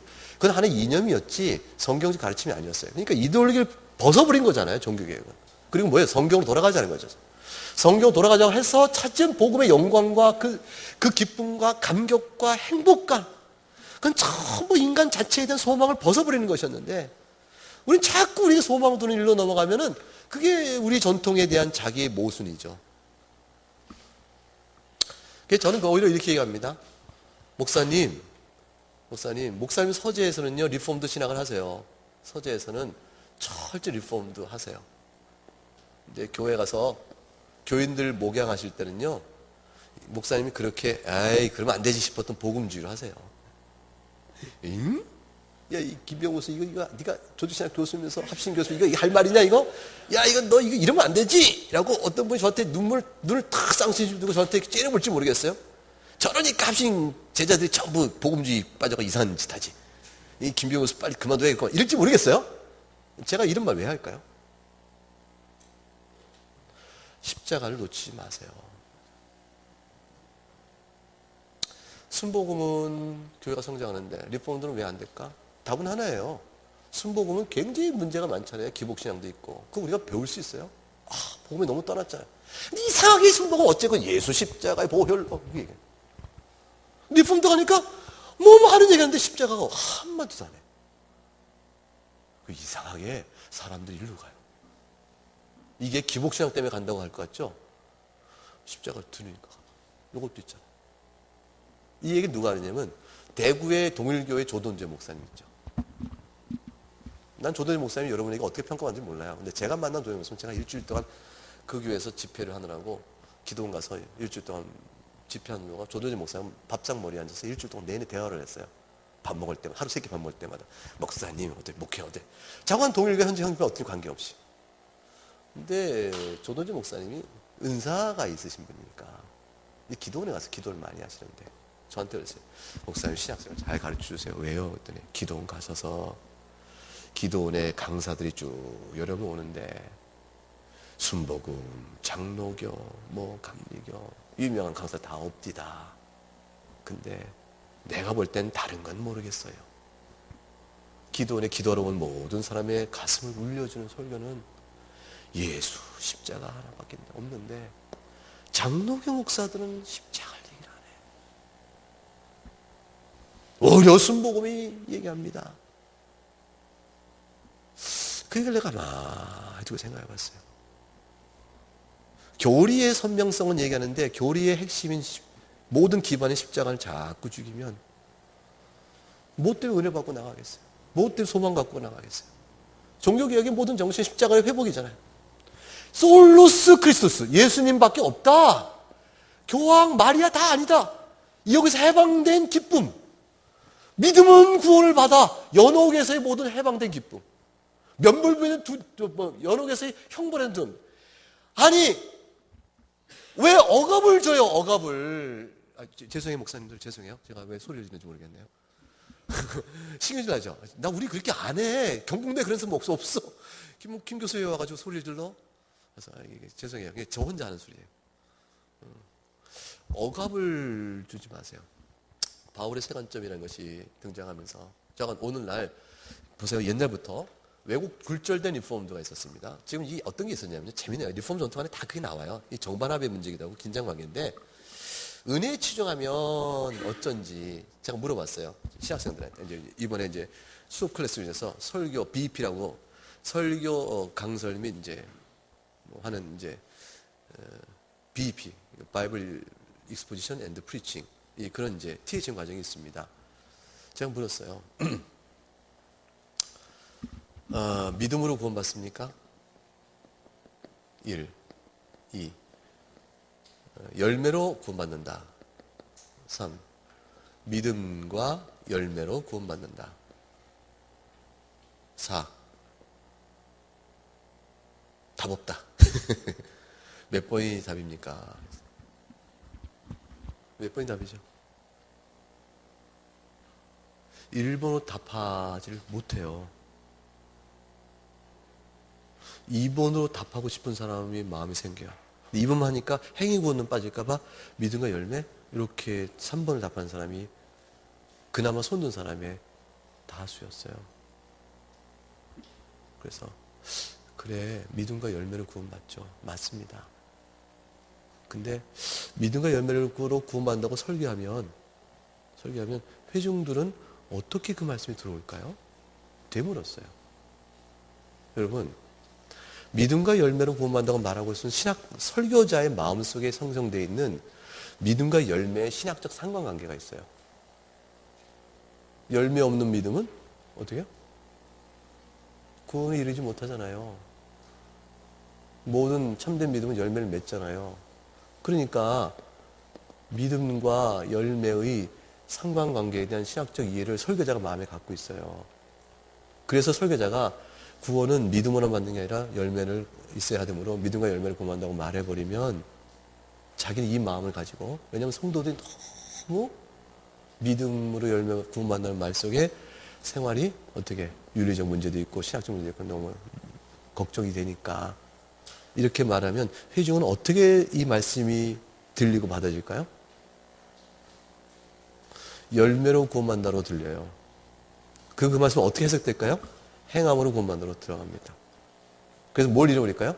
믿음으로 구원한다는 말은 그냥 피상적 표어고 실제로는 행함으로 구원받아가 남습니다. 그래서 영혼을 완전히 죽입니다. 예수 그리스도에서 완전히 쫓겨나는 사람으로. 그리고 그 외에는 머지않아 억압과 영적인 침체 아래에 들어갑니다. 밝고 감사하고 따뜻하고 용서와 희망, 위로가 사라지기 시작합니다. 교회가 왜 이렇지 싶은 분위기가 남게 될 거예요. 여러분, 믿음을 구원받습니다. 그때 질문이 나와요. 구원이라는 것은 의롭다함이란 뿐 아니라 거룩해도 구원의 개념 아닙니까? 그렇죠. 그러니까 거룩하면 성화는 선행을 낳는 것이고, 그러니까 구원을 받는다고 물으셨으니까 열매가 있는 거죠. 맞아요. 얼마나 똑똑한 대답이에요. 그런데 성도는 의롭다함이라는 것과 구원은 같아요. 왜냐하면 하나님의 자녀의 신분을 획득하잖아요. 하나님의 자녀의 신분과 영생을 기업으로 받는 모든 게 의롭다함으로 주어지는 은택들이잖아요. 의롭다함을 받는 것과 구원이라는 것이 개념이 어떻게 다르게 제한시켜 성화가 포함되고 선행에 포함되니까 믿음과 열매를 구원한다는 말을 하냐 말이에요. 저는 그 설교 좋은 설교 아니라고 생각해요. 그럼 이 부분 어떻게 가르치냐? 저는 개혁파 교리를 보세요. 모든 선행과 선행은 다 뭐로 주어지는 것이죠? 감사야, 감사. 우리의 모든 선행은 감사일 뿐이에요. 뭐에 대한 감사죠? 의롭게 하심에 대한 감사예요. 우리를 하나님의 자녀 삼으심에 대한 감사예요. 용서하심에 대한 감사예요. 이 감사로 드려지는 게 선행이고, 이 감사 때문에 우리 안에 믿음 주신 성령께서 성령님이 역사하시잖아요. 성령님께서 우리에게 믿음을 주시잖아요. 성령님이 중생의 역사를 통해 주신 거니까, 유효적 부르심을 통해 주신 거니까. 근데 그 성령께서 우리 안에 뭐예요? 유효적 부르심에 따라서 회심의 마음이요, 또는 우리 마음을 바꾸시잖아요. 이게 소원을 주세요. 뭘? 성화의 역사의 시작을 성령께 주시잖아요. 한 성령께서 믿음을 주시고 의롭다함에 대한 칭의에 대한 넘치는 것 때문에 감사로 반응하도록 소원을 주셔서 성화로 이끌어 가시잖아요. 선행도 낳는 거 아니겠습니까? 그러니까 모든 그리스도의 은혜의 종교개혁의 시작은 다 십자가 은혜로 주시는 솔라 피데, 여기서 출발해서 이루어나가는 거예요. 성화는 개혁 신학의 두 축입니다. 칭의와 성화는 개혁 신학의 두 축입니다. 칭의와 성화는 개혁 신학의, 리포엄드 신학의 두 축입니다. 그런데 절대로 성화로부터 칭의로 나가지 않습니다. 칭의로부터 성화로 나가면서 이루어진 축입니다. 그래서 칭의를 설교하지 않은 리포엄드 신학, 또는 이걸 얕게 하고 성화를 설교하면서 리포엄드 신학의 색깔 드러난다고 말하는 것은 거짓이에요. 리포엄드적일수록 칭의를 설교해야 되고, 그 감사에 대한 도전으로 성화에 대한 촉구를 해나가는 거예요. 자, 그럼 비율적으로 어떻게 더 많이 해야 될까요? 여기가 훨씬 많아야 합니다. 제 생각에는 백입니다. 백. 백을 여기 설교하면요. 백 한 편의 설교 속에서 적용점 들어갈 때 성화 설교 충분히 나옵니다. 그러다가 이제 가끔씩 성화된 설교를 더 선명해야죠. 왜? 본문이 말하고 있을 때. 본문이 말했을 때. 자, 나무를 보면, 열매를 보면 뭘 알죠? 나무를 안다고 그러셨죠? 자, 그러면 열매가 얼만큼 있으면 나무가 그 나무인 줄 알까요? 좀 생각해 보십시다. 얼만큼 있으면? 얼만큼 있으면? 단 하나만 있어도. 그렇죠? 그런데 우리는 열매가 많아야 그 나무인 줄 아는 것처럼 교인들을 억압할 수 있어요. 열매의 풍성함이 그 나무를 결정하는 게 아니에요. 열매 하나만 달려도 알아요. 자, 유치원생을 데리고 과수밭을 가요. 그래서 애들한테, 얘들아, 저 나무 뭐니? 그랬더니 애가, 선생님, 네, 뭐야? 배나무예요, 배나무. 오, 똑똑하다. 어떻게 알았니? 배가 다 떨어지고 없는데, 추수 다 하고 다 떨어져서 없는데, 뒤에 갔더니 조금 상한 배가 하나 달려 있어. 상한 배가 하나 달려 있어요. 그 나무는 무슨 나무? 배나무예요. 좋은 열매를 맺으라고 말씀하셨지만 나쁜 열매와 좋은 열매 구별은 나무에 합당하지 않은 열매와 나무는 엉겅퀴를 맺지 말아시오. 포도나무가 엉겅퀴 포도 열매를 맺겠냐 그러셨죠. 다른 것은 안 돼요. 그러나 열매가 작고 풍성하지 않아도 남은 나무예요. 이게 리폼드 신학 안에서 잘 기억하고 목양에 잘 기억해야 될 중요한 사실입니다. 얼마만큼 열매자 신자냐 이거 따지면 이미 망한 거예요. 복음은 그렇지 않습니다. 복음은 죄인 되었을 때 우리를 구원하셨다 하신 거예요. 하물며 죄인 되었을 때 구원하신 주님께서 그 구원한 다음에는 얼만큼 훌륭한 신자가 되었냐에 따라서 구원이 유지될까요? 시작은 공짜로 줘놓고 그 다음에는 값을 물어요? 이만큼 널 공짜로 줘서 이만큼 내가 은혜를 줬으니 그 다음에 이 정도는 네가 해야 구원이 유지되지. 그런 거 성도의 견인, 리폼드 견인 맞습니까? 안 맞잖아요. 안 맞잖아요. 로마서 5장 8절 우리가 아직 죄인 되었을 때 부르셨잖아요. 그걸로 끝까지 가는 거예요. 끝까지. 그러니까 오직 복음은 뭐냐면 오래 참음이에요. 하나님께서 우리를 오래 참으시고 그리고 목사님은 교인들을 오래 참으시고 그리고 사모님들은 목사님을 오래 참으시고 사모님들 제발 목사님 오래 참으셔야 돼요. 남편 너무 볶지 마세요. 미치겠어. 아내에게 칭찬 좀 받아봤으면 좋겠어. 일부 설교 끝나면 너무 오셔요. 당신 모두 어떻고 미치 어떡하라고. 지금 다음 시간에 설교 30분밖에 안 남았는데 고치세요. 그리고 다른 날 그 나머지 30분 동안 커피 한 잔 먹으면서 어떡하나 내가 설교 순서를 바꿔. 요거는 다시 예완 좀 줄이고 이렇게 해야지. 야단 맞았으니까 반성의 기미가 있어야 될 거 아니에요. 그 다음부터 똑같이 해봐요. 집에 가서 뭐 죽으니까. 그래서 바꿔서 했어요. 오, 좋은 거야. 확실히 약이 돼요. 좋아요. 하면서 기분이 좋고, 괜찮네. 잘한 거 했다. 설교 잘하고 있어. 우리 그 생각 안 해요? 설교하면서? 설교 나 좀 잘하고 있다. 이런 생각 안 해봅니까? 저는 그런 생각이 들 때가 있거든요. 그 설교 죽 쓰고 있네? 하면서, 죽 쓰고 있다. 제가 알잖아요. 그거 알아요? 몰라요? 그거 느껴요? 안 느껴요? 김동영 목사님 훌륭한데, 느낌이 안 느낍니까? 집중하도록 안 느끼시는구나. 미안, 나는 좀 집중 못하지. 집에 가서, 나 잘했지. 에이구. 앞으로 실수 없이 해요. 그래가지고 알아듣겠어요. 아직도 말 빠르고. 왜 끝마디가 다로 안 끝나요? 뉴스 보면 뉴스를 보고 있는데 툭툭 쳐요. 왜요? 그랬더니 저 아나운서 말하는 거 보세요. 오늘은 뭐 트럼프 대통령이 어떻게 했습니다. 단문으로 딱딱 끊어지는 끝마디가 명확한 말. 누구나 다 알아듣는 말. 당신 설교는 그랬습니다. 그래서 항상 뒤끝이 오르르. 그러니까 전부 반말로 들리는 거예요. 반말로. 그랬습니다. 가까이 와야 되는데 그랬습니다. 니다가 안 들리는 거예요. 반말이죠.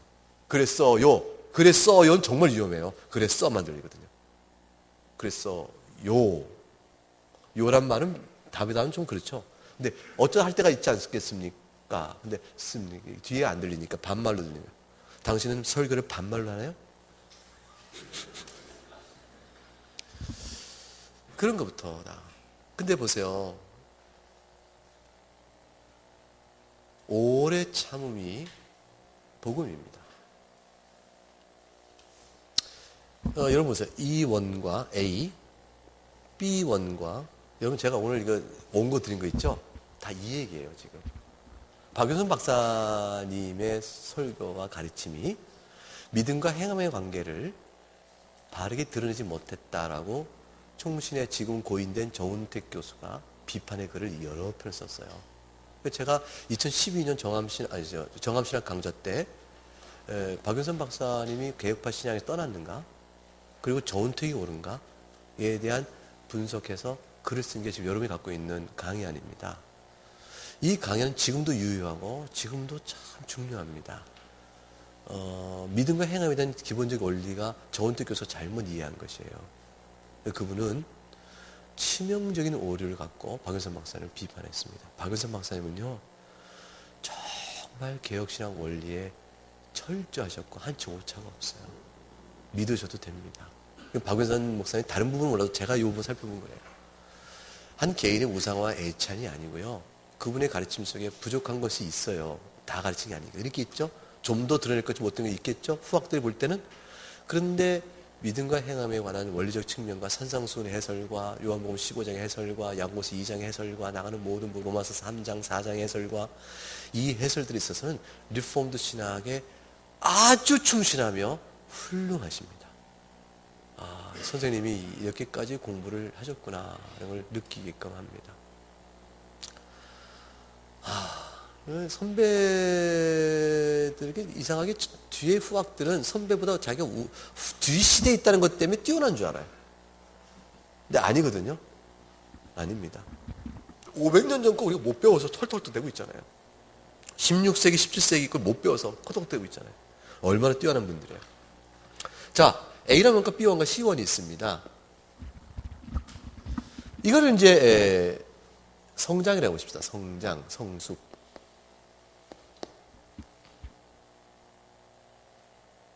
C라는 원의 성숙을 이룬 사람이 B라는 사람을 보니까 요만큼 편차가 생겨요. 그만큼 뭐가 보일까요? 부족함이 보이죠. 그만큼 뭐죠? 연약함. 좀 더 나가면 그만큼 신앙이 있는 거야 싶은 게 보이는 거죠. 그러지 않겠어요? 그래서 C는 항상 B가 못마땅하고 근심덩어리예요. 자기가 본 만큼 있어야 할 것들이 부족하고 그 연약사는 말할까? 신앙이 없는 거라고 봐야 될까? C는 항상 고민을 하고 B를 바라봐. 항상 가르치려고 그래. B를 향해서. 그러면 안 돼. 신자는 저래야지. 뭐 해야지. 그럼 에이구 믿음이 없어서. B는 A를 보니까 한심해요. 근데 C가 A를 보니까 신자도 아니야. 그렇게 안 보이겠어요? 네, 여러분 A, B, C가 다 신자예요. 원의 중심이 같아요. 원 중심에 누가 있을까요? 예수 그리스도. 그죠? 죄인을 용서하시는 하나님의 사랑 앞에 엎드림이 있는 거예요. 그래서 A는 교회를 나오고 있는 거예요. 그래서 A는 잘 알아듣지 못하는 목사님 설교 듣고 있는 거예요. 그래서 A는 힘들면 기도를 하는 거예요. 맨날 기도하지 못해. 기도 시켜보면 제대로 못해. 공기도 시키면 못한다고 난리야. 근데 혼자서는 하나님 어떻게 하면 좋아요? 도와주세요. 하나님은 안 떠나. A를 신자에게 너 말해봐. 여러분 유튜브 같은 데 보면 뭐예요? 그 탤런트 이름 누구더라? 그 여자 탤런트. 우리 아들이 보여줬어요. 아빠 이것 좀 보세요. 괜찮죠? 어디? 응. 그래서 A라는 사람에게 이제 예수 믿으면 뭐가 좋아요? 예수 믿으면 어떻게 좋아요? 예수님은 당신에게 누구예요? 이렇게 묻는 질문들이에요. 근데 그 중에 질문 하나가 뭐냐면, 예수님 믿지 마세요라고 말해보세요. 그랬더니, 갑자기 표정이 바뀌어. 아니, 왜요? 예수님 믿지 마세요라고 말해보세요. 왜요? 나 싫은데? 나 그 말 못해. 하나같이. 여러분, 예수님 믿지 마세요라고 말해보라고 A에게 시켜보세요. 예수님 믿지 마세요! 이 말 할 수 있을까요, A가? 못해요. 싫은데. 근데 예수님 믿으면 이만큼 해야 돼! 그건 못하고 있는 사람인 거예요. 하나님께서 오래 참고 계신 거죠. 이 사람이 평생 요만한 원의 크기로 이 원을 옆으로 한번 볼까요? 옆으로? 옆으로 보면 입체적으로 그려볼게요. 제가 3D로. 3D인지 뭔지 모르겠지만 잠깐 이렇게 되겠죠. 이렇게 되겠죠? 마지막 날에 이렇게 되겠죠. 이 A가 자라서 마지막 날 이렇게 될는지도 모르고 A가 마지막 날 요만큼 신앙이 실족돼서 이럴지도 모르고 사실 왜냐하면 성화라는 것은 비례적으로 커가는 건 아니니까 마침내 육신을 벗을 때 영화가 되는 은혜를 바라보는 거죠. 그럼 모두가 다 공통된 건 뭐냐면 십자가 안에서 관통돼서 예수님 못 떠난 사람들입니다. 죄 용서에 감사하고 눈물 흘리는 사람들이에요. 성화의 차이요 선행의 차이는 드러나서 성숙도는 다 달라요. 성숙도는 다 달라요. 예수님 시작하면서 뭐랍니까? 신자 성숙도가 다르다 그러잖아요. 다르다. 그리고 교회도 성숙도가 다르다 그러잖아요.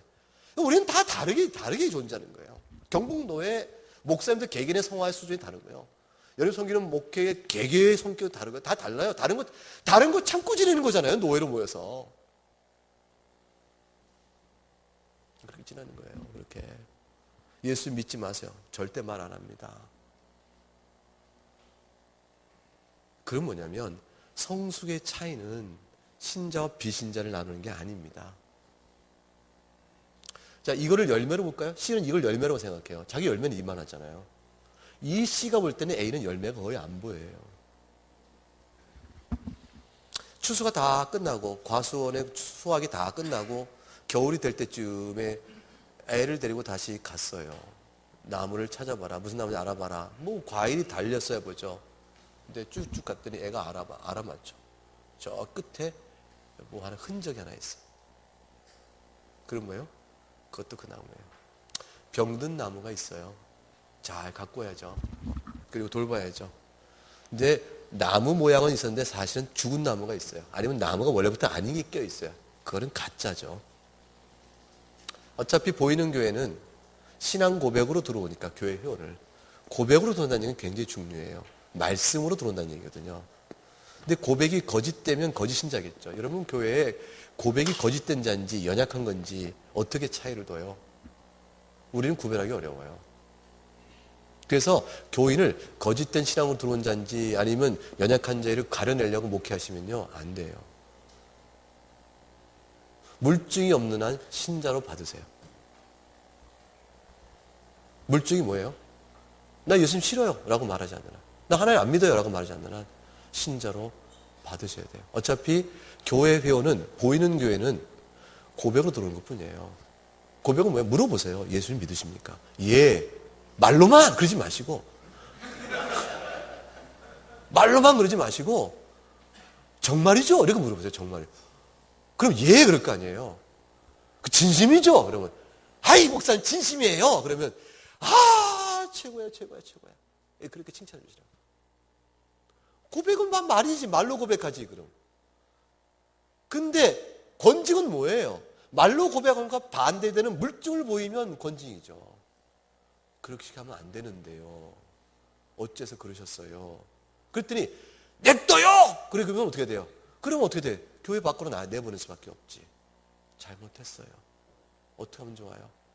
그럼 교회 안에 있는 거 아니겠어요? 그럼 말로 하는 거 어차피 고백이에요. 자, 그래서 우리 여러분 물어볼게요. 세례해 줄 때 신앙 고백 수준 얼만큼 정도까지 해야 될까? 자, A, B, C.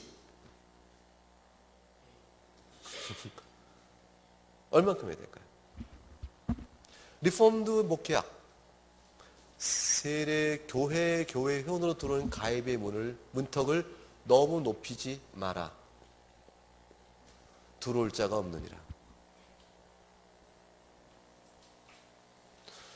들어온 교회의 직분자의 문턱을 너무 낮추지 마라. 교회가 타락할 수 있다. 목사로 세운 일은 높아야 합니다. 장로님 세우는 것도 쉽지 않아야 합니다. 교회 부패는 장로 직분을 돈으로, 집사 직분을 돈으로.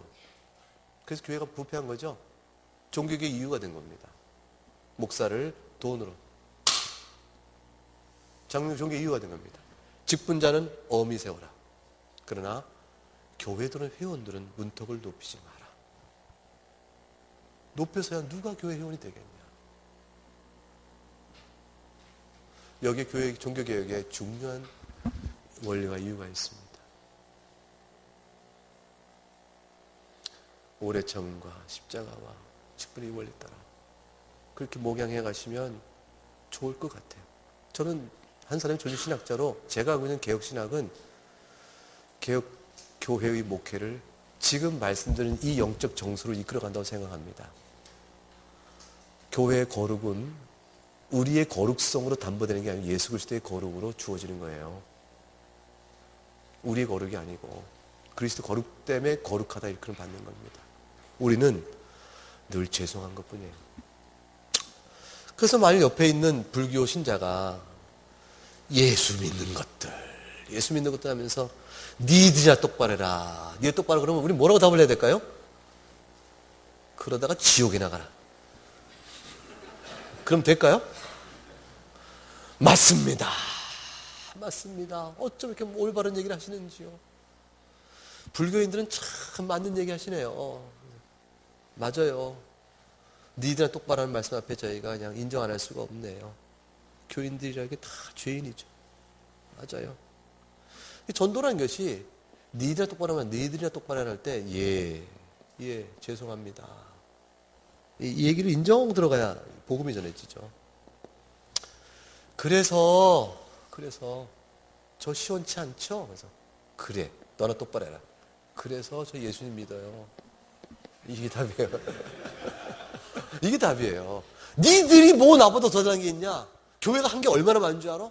야, 니들 더 나쁘냐? 이렇게 얘기할 거 하나도 없어요. 그거 인간 눈에 안 맞잖아, 우리 인간 눈에. 다 죄인인데, 우리가. 어떻게 하셨어요? 복음적 사실을. 내가 죄인인 게 들켰네? 그래서 예수 믿어요. 근데 어떻게 하시려고 그래요? 나는 그 예수 믿는데? 어떻게 하시려고요? 그냥 욕먹고 죄인인 거 허물 많으니까 드러나면 죄송한 거고 안 드러나면 감사하고 그냥 넘어가는 것 뿐이죠. 우리 허물 다 드러나면 뭐 아무것도 못하니까. 믿음과 행함에 관한 얘기 조금 하고 조금 시간 쉬는 거 없이 다 그냥 지나가요. 지금 쉴까요? 그럼 12시가 돼요. 조금만 더 할게요. 네, 12시까지죠? 그렇죠? 12시 반까지인데 원래 12시까지 하고 30분 질문하고 12시 반에 끝나는 거죠 원래. 그리고 나서 2시부터 시작해서 4시까지 강의하고 4시 반에 토론하고 5시 마치는 거잖아요. 원래 안 해요? 시간이 너무 빨리 갔다. 자, 보세요. 믿음, 행함. 열매가 반드시 있습니다. 여기 잘 써놨네요. We are saved by faith alone. 믿음으로만 의롭게 되지만, 구원받지만, 구원하는 믿음은 홀로 있는 것이 아니라 했어요. 말씀 시간 곳이 나온 거죠. 홀로 있는 게 아닙니다. 홀로 있는 게 아닌데, 믿음으로 의롭다함을 받는 이 일에게서 의롭다함 받은 자는 반드시 행함의 열매를 맺는데 이것이 반드시거든요. 반드시. 따라서 반드시 변화가 있어요. 이 변화가 없으면 신자가 아닙니다. 이 변화는 다만 어떤 일은 빠르게 어떤 늦게 나타난다. 이런 과정 때문에 우리가 인내와 오래 참음, 그리고 돌봄, 그리고 격려, 때로는 책망 이런 것들이 있는 거죠. 그래서 이 변화는 반드시 있는데 이 과정은 실제적으로 다양하다. 그리고 연약한 자부터 성숙한 자를 이루어오는 그런 과정은 더더나 개인차가 많다. 성숙해도 또 떨어질 수도 있다. 등등 이런 거 우리가 목회적 현실로 받는 거 아니겠습니까? 근데 실수가 뭐냐면 당위성을 현실로 간주하여 판단하는 것. 이거 죄입니다. 당위죠. 신자란 어때야 되죠? 주일날 예배를 빠지면 안 됩니다. 신자는 마땅하죠. 근데 빠지는 신자가 생겼어. 어떻게 되죠? 이유를 들어 해결 방법이 없겠는지를 도와주고, 그리고 심령이 왜 그런가 살펴 마땅히 주일에 예배드려야 될, 빠지지 않고 예배드릴 이유를 가르치고, 그 위에 기도해주고 노력해보라 얘기하고, 그래서 길게 봐야 돼요. 신자가 주일에 예배를 빠져? 신자도 아니네? 이렇게 치부하는 것은 당위와 현실 사이의 이 거리 차이를 돌아보지 않는 아주 무식쟁이에요. 이상주의자죠. 이상주의자. 근데 이런 기준을 자기에게 적용해서 상대방이 뭐라고 하면 벌쩍벌쩍 뛸 거예요. 어느 분이래. 목사님들이 가르치는 권리와 책임이 주어졌는데 그것을 영적 독재로 행사하여 견디기 어렵습니다. 라고 말해요. 자기 적용은 안 하고 성도를 이렇게 치는 거죠. 안 됩니다. 반드시 맺지만 이렇게 절대 얘기하지 않는 겁니다. 열매를 반드시 맺으니까 선생님 믿음으로 의롭다함을 받는데 의롭다함을 받은 자는 반드시 열매를 맺게 돼 있으니까 이 참 믿음은 열매를 맺는 거라고 얘기할 수 있잖아요. 그렇지! 참 믿음이란 열매 맺는 것이란다. 왜냐하면 반드시 열매를 맺기 때문에 의롭다함을 받는 자의 참된 믿음은 열매 맺음으로, 따라서 이 믿음은 홀로 존재하는 것이 아니요 이 믿음을 주신 성령의 역사로 인한 다른 많은 영적 은택들이 수반되는 거란다. 이렇게 가르칩니다. 그렇죠? 그러니까 그러면 우리 간단히 얘기하죠. 믿음다고 해서 거짓 믿음, 이런 사람들은 열매를 못 맺을 거 아닙니까? 그렇지. 성령에 의한 영적 열매를 맺지 못한다고 봐야겠지. 나중에 보면 다 분별돼. 그러면 믿음으로 의롭다고 한다고 하지 말고 거짓 믿음, 참 믿음 있으니까 헷갈리잖아요. 그러니까 아예 열매로 의롭다고 한다고 말을 해버리죠. 뭐 확실하게. 여기 대해서 어떻게 생각하세요? 뭐 애매하게 이렇게 거쳐가요? 그냥 이렇게 얘기하지. 어떻게 생각하세요? 김동현 목사님, 제 동기예요. 졸업 후에 처음 만난 것 같아요. 근데 얼굴이 똑같아요. 더 둥글둥글해진 거 외에는 그냥 같아요. 그거 늙었어요. 늙어진 거 외에는. 어떻게 생각하세요? 큰일 날 일입니다. 왜 큰일 나죠? 사도 바울은 거기에 싸운 거예요. 그게 아니란다. 종교역자는 아무리 말해도 열매로 없다고 만다고 말하잖아요. 이게 로마 캐톨릭이 얘기한 겁니다. 로마 캐톨릭은 참 재밌어요. 로마 캐톨릭 의롭다함이라는 게 상태적 개념이거든요. 그래서 로마 캐톨릭은 유스티피카치오를 의화로 번역하지 칭의 이런 말은 있지도 않아요. 변화의 화, 상태적 변화죠. 그래서 의롭다함이 의화니까 이 의화는 언제 이루어질까요? 언제 이루어지냐면 보세요. 자, 믿음을 갖습니다.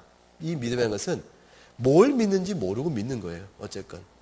그래서 불명료한 믿음이어서 임플리치타 그래요. 임플리치타 피데스. 그래서 명료하지 않은 믿음인데 어쨌건 교회가 가르친 것은 다 맞지 뭐. 그리고 들어온 믿음이에요. 그러면서 죄를 미워해요. 하나님께 돌아가야겠다는 마음을 가져요. 이렇게 해가지고 나중에 영세를 희망해요. 한 7단계 정도 구분할 수 있어요. 이거는 이제 바비니까 잘 정리해놨어요. 실제 로마 캐톨릭이 얘기하고. 영세를 받으면 얼마나 놀라운 인재가 주어지냐면 글쎄 원죄로 인한 죄책과 형벌이 싹 지워져요. 원죄로 인한 죄책과 형벌은 영원한 형벌이거든요. 영원한 형벌이 지워져 버리는 것이에요. 그러니까 뭐가 열리죠? 천국 문이 열리는 거죠. 구원의 문이 열려요. 그래서 너무너무 기뻐요. 그런데 영세받은 자가 이렇게 되어지면 하나님 은혜를 탁 주세요. 이때 은혜를 주시는데 은혜를 주입된 은혜를 줘요. 그래서 그라짜 인푸자라고 그래요.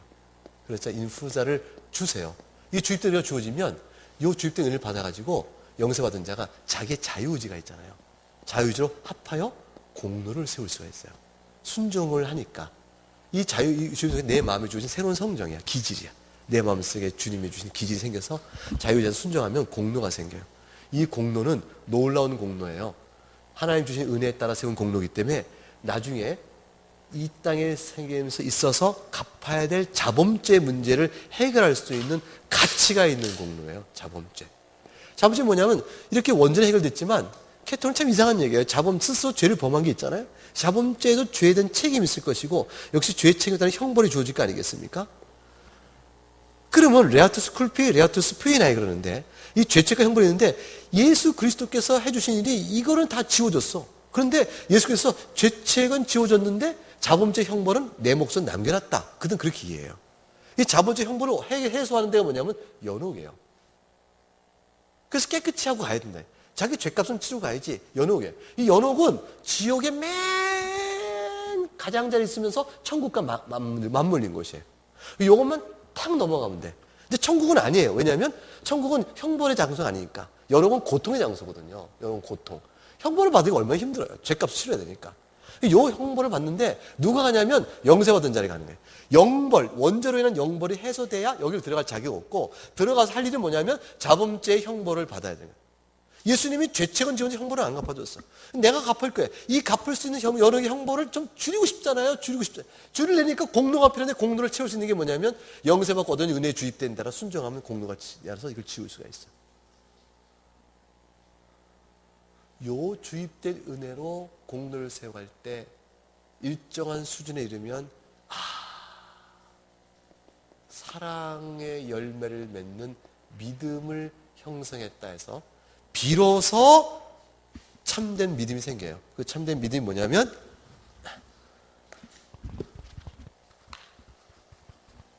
믿음은 믿음인데 피데스 그 형상 본질이 이루어진 믿음이요. 포르마타 만들어진 formed faith죠. 형상 본질이 이루어진 믿음인데 뭘로?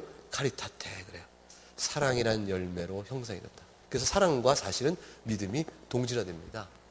그래서 사랑의 열매를 맺으면 그게 비로소 그런 사람이 의화가 되졌다라고 말합니다. 그러니까 개신교가 행위가 아니요, 열매가 아니요, 믿음으로 없다 말할 때 그들은 요 믿음으로 없다는 이게 일로 같다 생각해요. 그래서 우리가 껍데기 믿음 갖고 이게서 다 값싼 비윤리적 신자를 양산할 것이라고 종교육 때 신랄하게 우리를 비판했죠. 그러니까 칼빈이 뭐라고 했냐면 걱정도 팔자다. 그러면 사도 바울이 말한 게 거짓이냐? 사도 바울이 믿음으로 말한다. 믿음으로 의롭다고 말할 때 그 의롭다이라는 것은 법정적인 선언이요. 너희가 말하는 상태적 변화가 아니다. 다시 말하면 하나님의 자녀로 만든 신분의 변화를 선언받은 것이 의롭다입니다. 성경의 개념이 그렇지 않냐. 그러니까 우리가 믿음으로 의롭다고 말할 때는 신분의 변화를 말하므로 이렇게 상태적 변화가 되어야 비로소 의롭다고 말하면 이것은 행위구원에 빠진다. 이 얘기한 거예요. 그러면 열매는 어디 가냐? 그럴 때 우리가 말한 것은 한 성령의 이주 은총을 생각해야 한다. 그래서 사실은 루터파는 인과관계를 설명했어요. 믿음이란 칭의가 원인이요 성화가 결과다. 인과관계적 관계로 이 칭의와 성화의 관계를 꽉 묶었는데 칼빈은 성령님이 없어요. 성령론적으로 설명해요. 믿음을 주신 성령께서 성화의 열매를 맺는 일에 게으르시겠냐? 그래요. 한 성령의 역사 아니냐. 한 성령의 역사는 반드시 있으므로 믿음은 성화로 나간다. 칭의가, 믿음으로 한 칭의가 성화로 나가는 이유는 그 원인적 작용이 누구죠? 성령님이시대. 이 때문에 그런 거예요. 성령께서 실행시키기 때문에 그렇지. 그래서 피데스 포르마타 이 카리타 때는 우리에게는 뭐죠? 믿음을 주신 성령께서 열매를 맺을 때까지 끌어가신다는 것을 말하는 것이죠. 그렇지만 의롭다이라는 것은 신분의 변화이기 때문에 절대로 열매로 의롭다를 받는다고 말하면 안 되는 것이에요. 이건 열매는 뭐죠? 상태. 의롭다면 뭐예요? 신분. 의롭다면 신분을 어떻게 얻죠? 믿음을 얻는 거예요. 그래서 예수 그리스도의 의를 전가받는 것이 의롭다는 것은 내 의가 아니에요. 그래서 이때 중요한 종교개혁적 개념이 뭐냐면 의롭다의 의는 누구의 의냐? 나의 의냐? 그리스도의 의냐? 그리스도의 의라. 이제 율법 외에 하나님의 한 의가 나타났으니 율법 외에 이제 하나님의 한 의가 나타났으니 그 하나님의 의가 뭐냐면 나에게 주어진 하나님의 의는 예수 그리스도의 의지 율법의 의가 아니에요. 예수님의 의 때문에 의롭다함을 받는 거예요. 따라서 그것은 그냥 받는 겁니다. 받는 방식이 뭐냐면 믿는 거예요. 믿는 것. 하나님의 약속을 믿는 겁니다. 약속을 믿는 거예요. 회개가 그리스도의 의를 받는 방법이 아니고 믿음이 받는 거예요. 회개는 이 믿음을 주신 성령께서 역사하여 회개케 하시지만, 따라서 믿음과 회개는 같이 동반되지만, 우리가 볼 때 회개는 약해 보여도 믿는다고 말하면 격려해야 돼요. 그래서 회개를 가르치지 않고 믿음으로 의롭다는 말한다는 것에 대한 경고음은 중요해요. 그러나 얼만큼 회개하냐를 판단하려고 애쓰지 마세요. 요건 조심해야 돼요. 요 긴장 관계를 아시겠어요? 사형리를 전도할 때 회개 없잖아요. 그러니까 그 사형리 전도의 치명의 약점은 회개가 없어요. 그리고 또 영원한 구원을 선언해버려. 그 사람 믿음이 내 상태가 어떤지 모르는데 너무 성급해. 그래서 사형리는 성급하다. 그 약점을 갖고 있어요.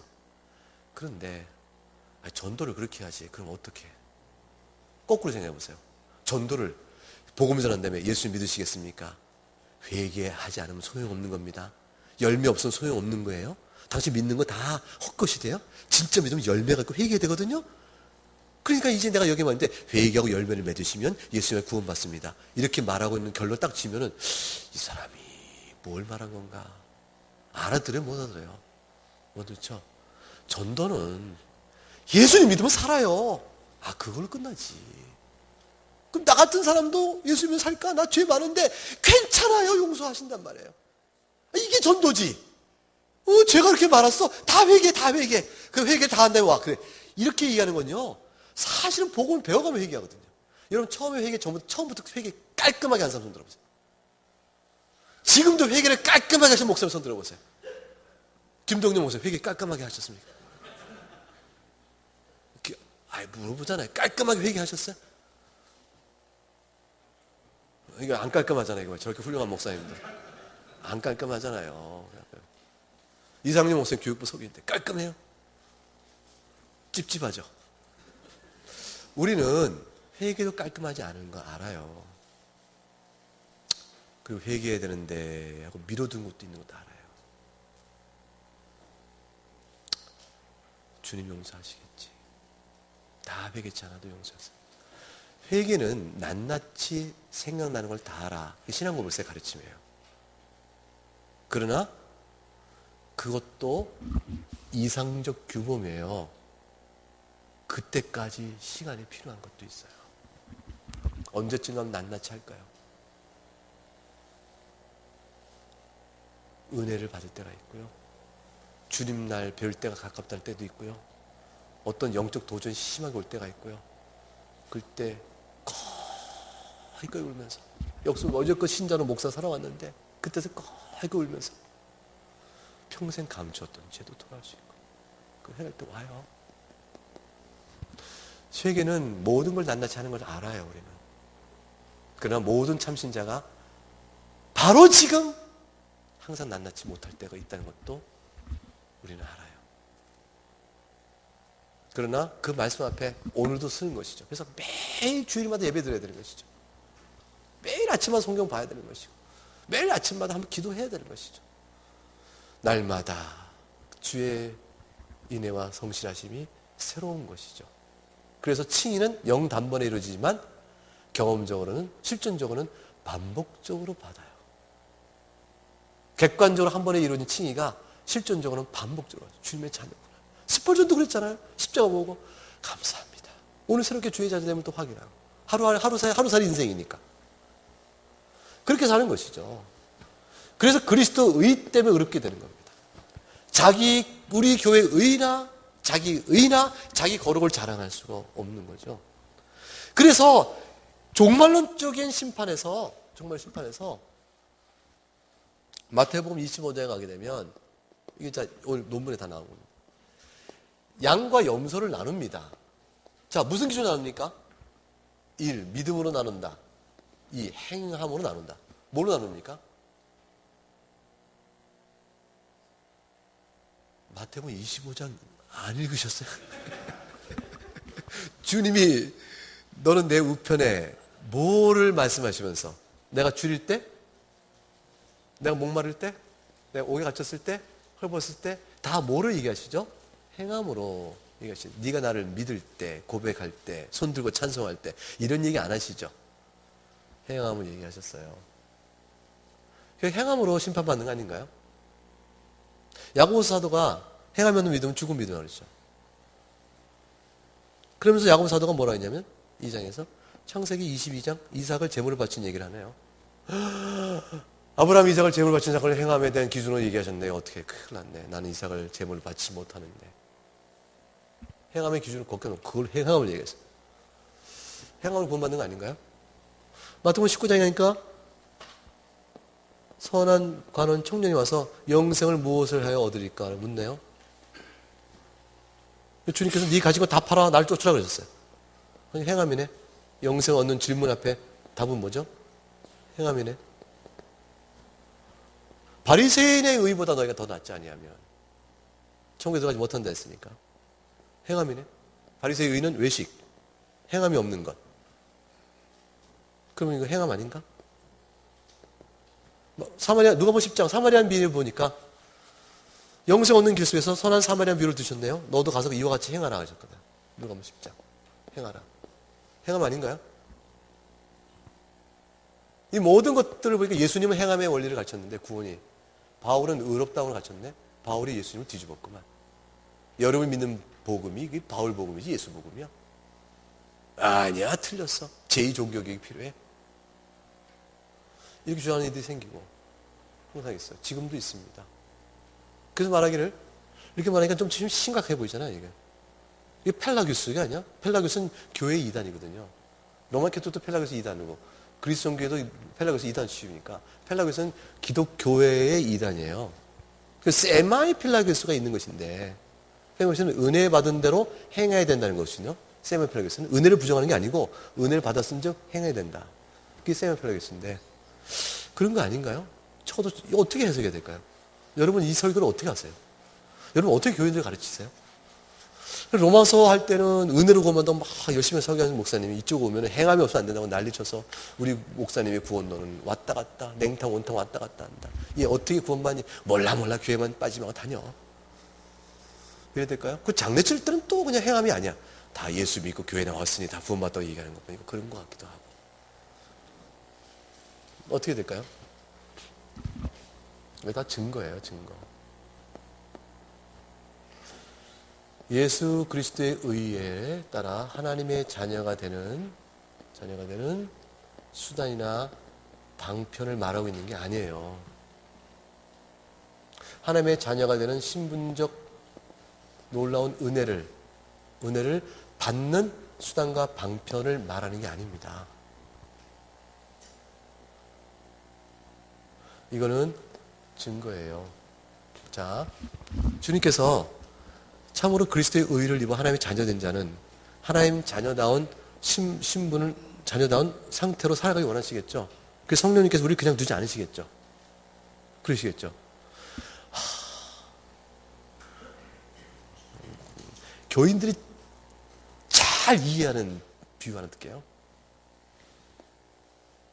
여러분 이 예배당이 다 똥통으로 죄송합니다. 이 목사님 교회 가면 또 욕하시겠다. 진지 얼마 됐다고 똥통으로 가득 찼다고. 예배당이 다 똥통에 빠졌어요. 똥통에 빠지면 수영을 잘하면 빠져나올 수 있을까요? 이 똥물이라는 게 말이죠. 늪 같아서 수영할수록 더 빠져 이게. 그러니까 이 똥물에 빠져버렸어. 수영출 잘 안 나와. 이것이라면 살 길이 뭐밖에 없을까요?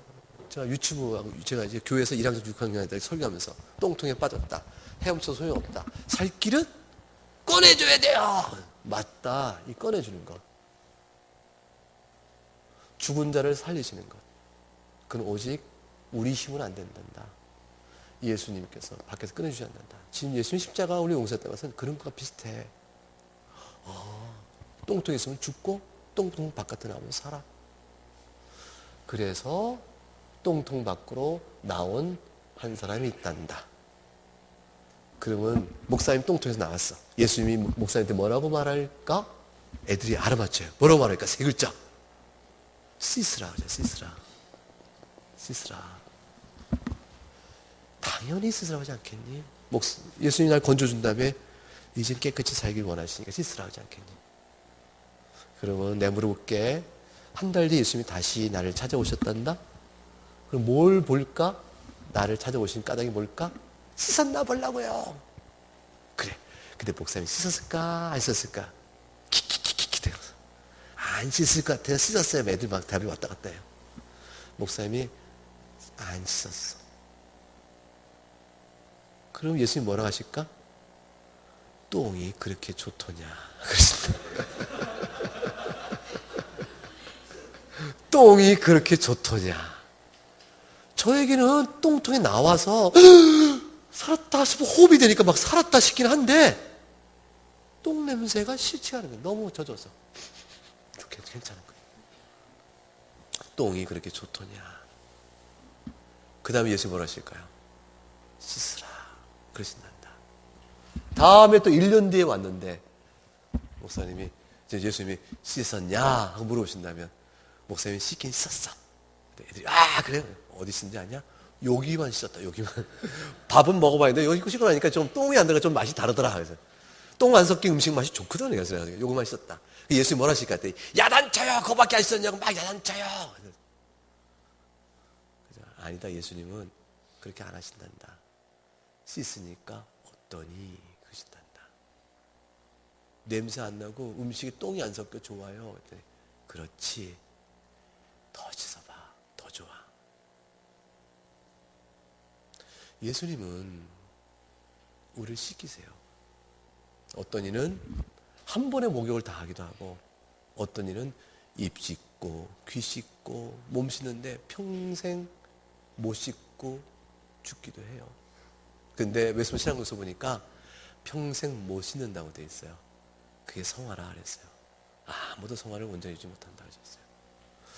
우리는 조금 씻는 거예요. 똥 냄새가 익숙하지만 씻는 거예요.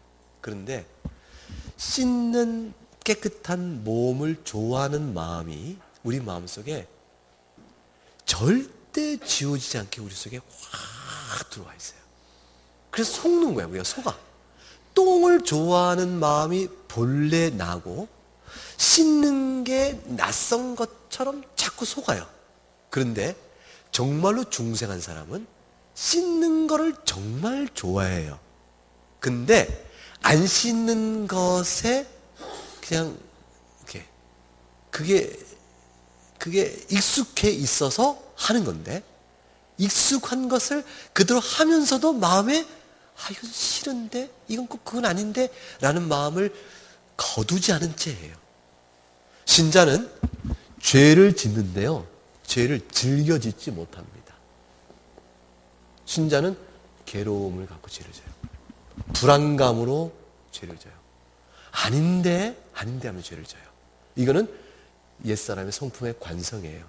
근데 왜 아닌데 불안한데 괴로움을 갖고 죄를 질까요? 짓고 난 다음에 왜 또 그럴까요? 짓고 난 다음에라도 왜 그럴까요? 본래 자기의 새 사람이 말해주기 때문에 그래요.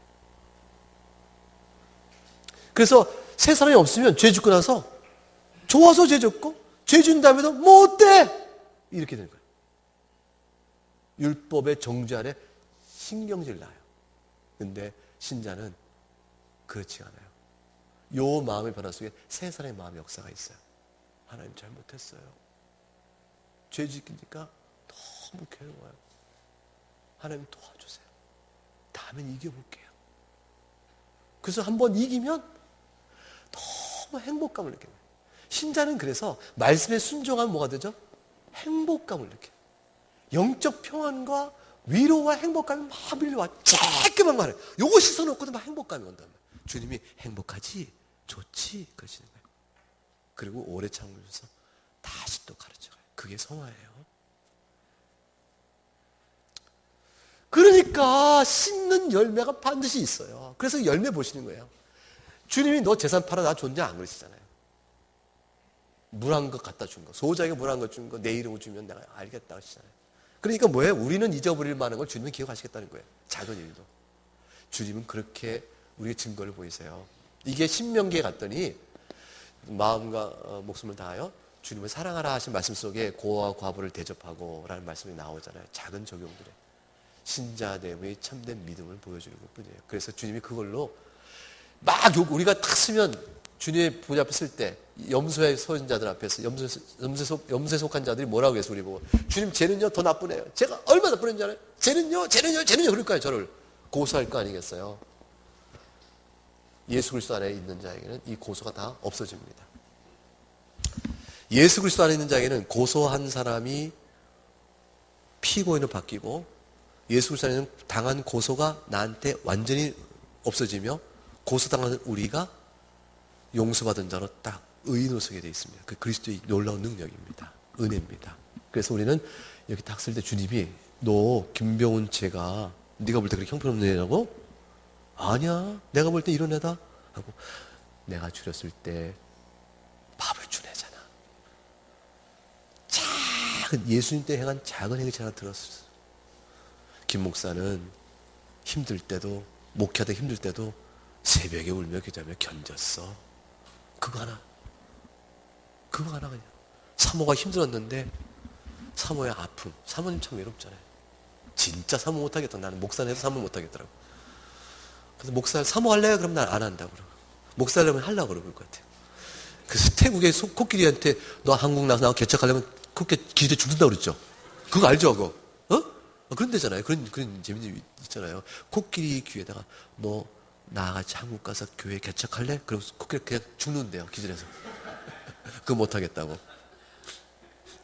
기획을 대고 너 사모할래? 아마 당장 죽을 거야 진짜. 그렇습니다. 주님 그거 보시는 거잖아요. 그걸로 우리를 그리스도 안에 있는 자로 인정하시는 신분적 상태에 대한 증거로 삼으세요. 우리가 양이 되는 것은 그리스도의 의 때문이지 우리의 순종의 공로 때문 아닙니다. 그게 박윤선 박사님이 정운택 교수하고 싸움 붙은 내용이에요. 야고보서 창세기 22장이 있지만 창세기 15장을 야고보서 언급한 걸 왜 안 봐요? 의인은 믿음으로 되나니 이 얘기하면서 이 얘기하거든요. 창세기 15장 건너뛰는 거죠. 그래서 야고보서는 이 행함으로 의롭다함을 받느니라는 말은 과연 믿음으로 의롭된 자임을 드러내느니라는 말이에요. 해석이 될 수 있는 거죠. 마태복음 19장? 무엇을 행해야 영생을 얻겠냐고 그러니까 주님이 이걸 한번 해봐라니까 못하잖아요. 그러니까 못하겠나요? 그러면 주님 어떻게 합니까? 난 못하겠습니다. 그러면 주님께서 얘기를 해줄 거 아니에요.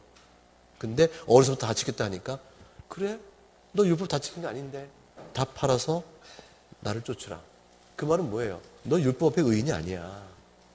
영생은 무엇을 함으로 행한 것이 얻는 게 아니란다. 그 얘기를 19장 하신 거 아니에요. 그리고 포도원 품꾼 비유가 나오잖아요. 마태복음 20장에서.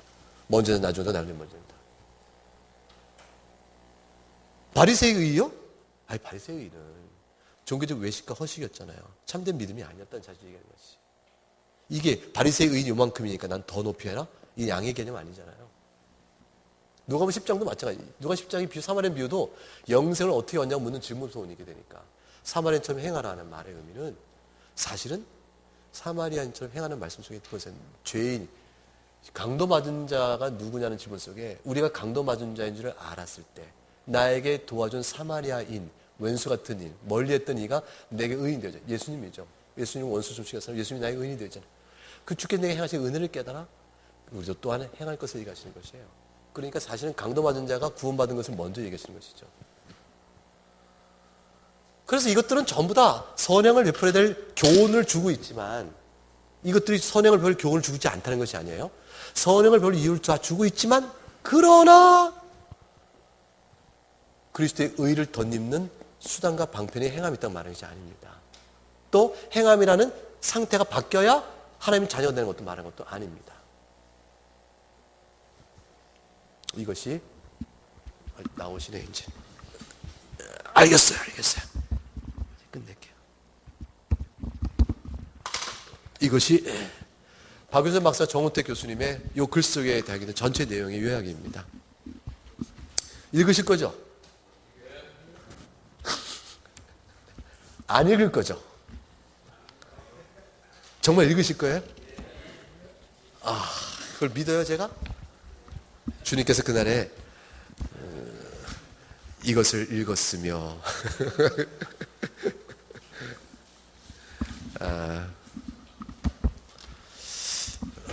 설교로 한국교회를 개혁할 수 있다.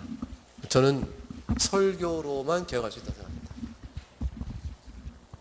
이승준 교수님은 그렇게 동의하실지 모르겠네요. 저는 설교학 교수가 아니기 때문에 얘기합니다.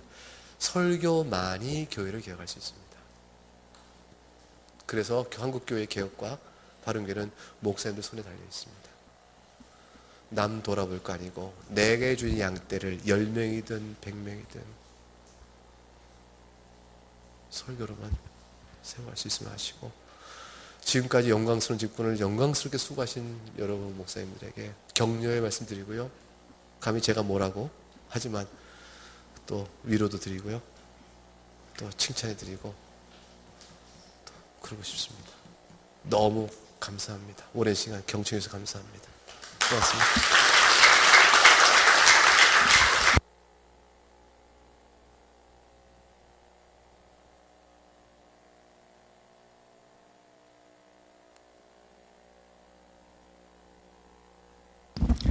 네, 감사합니다.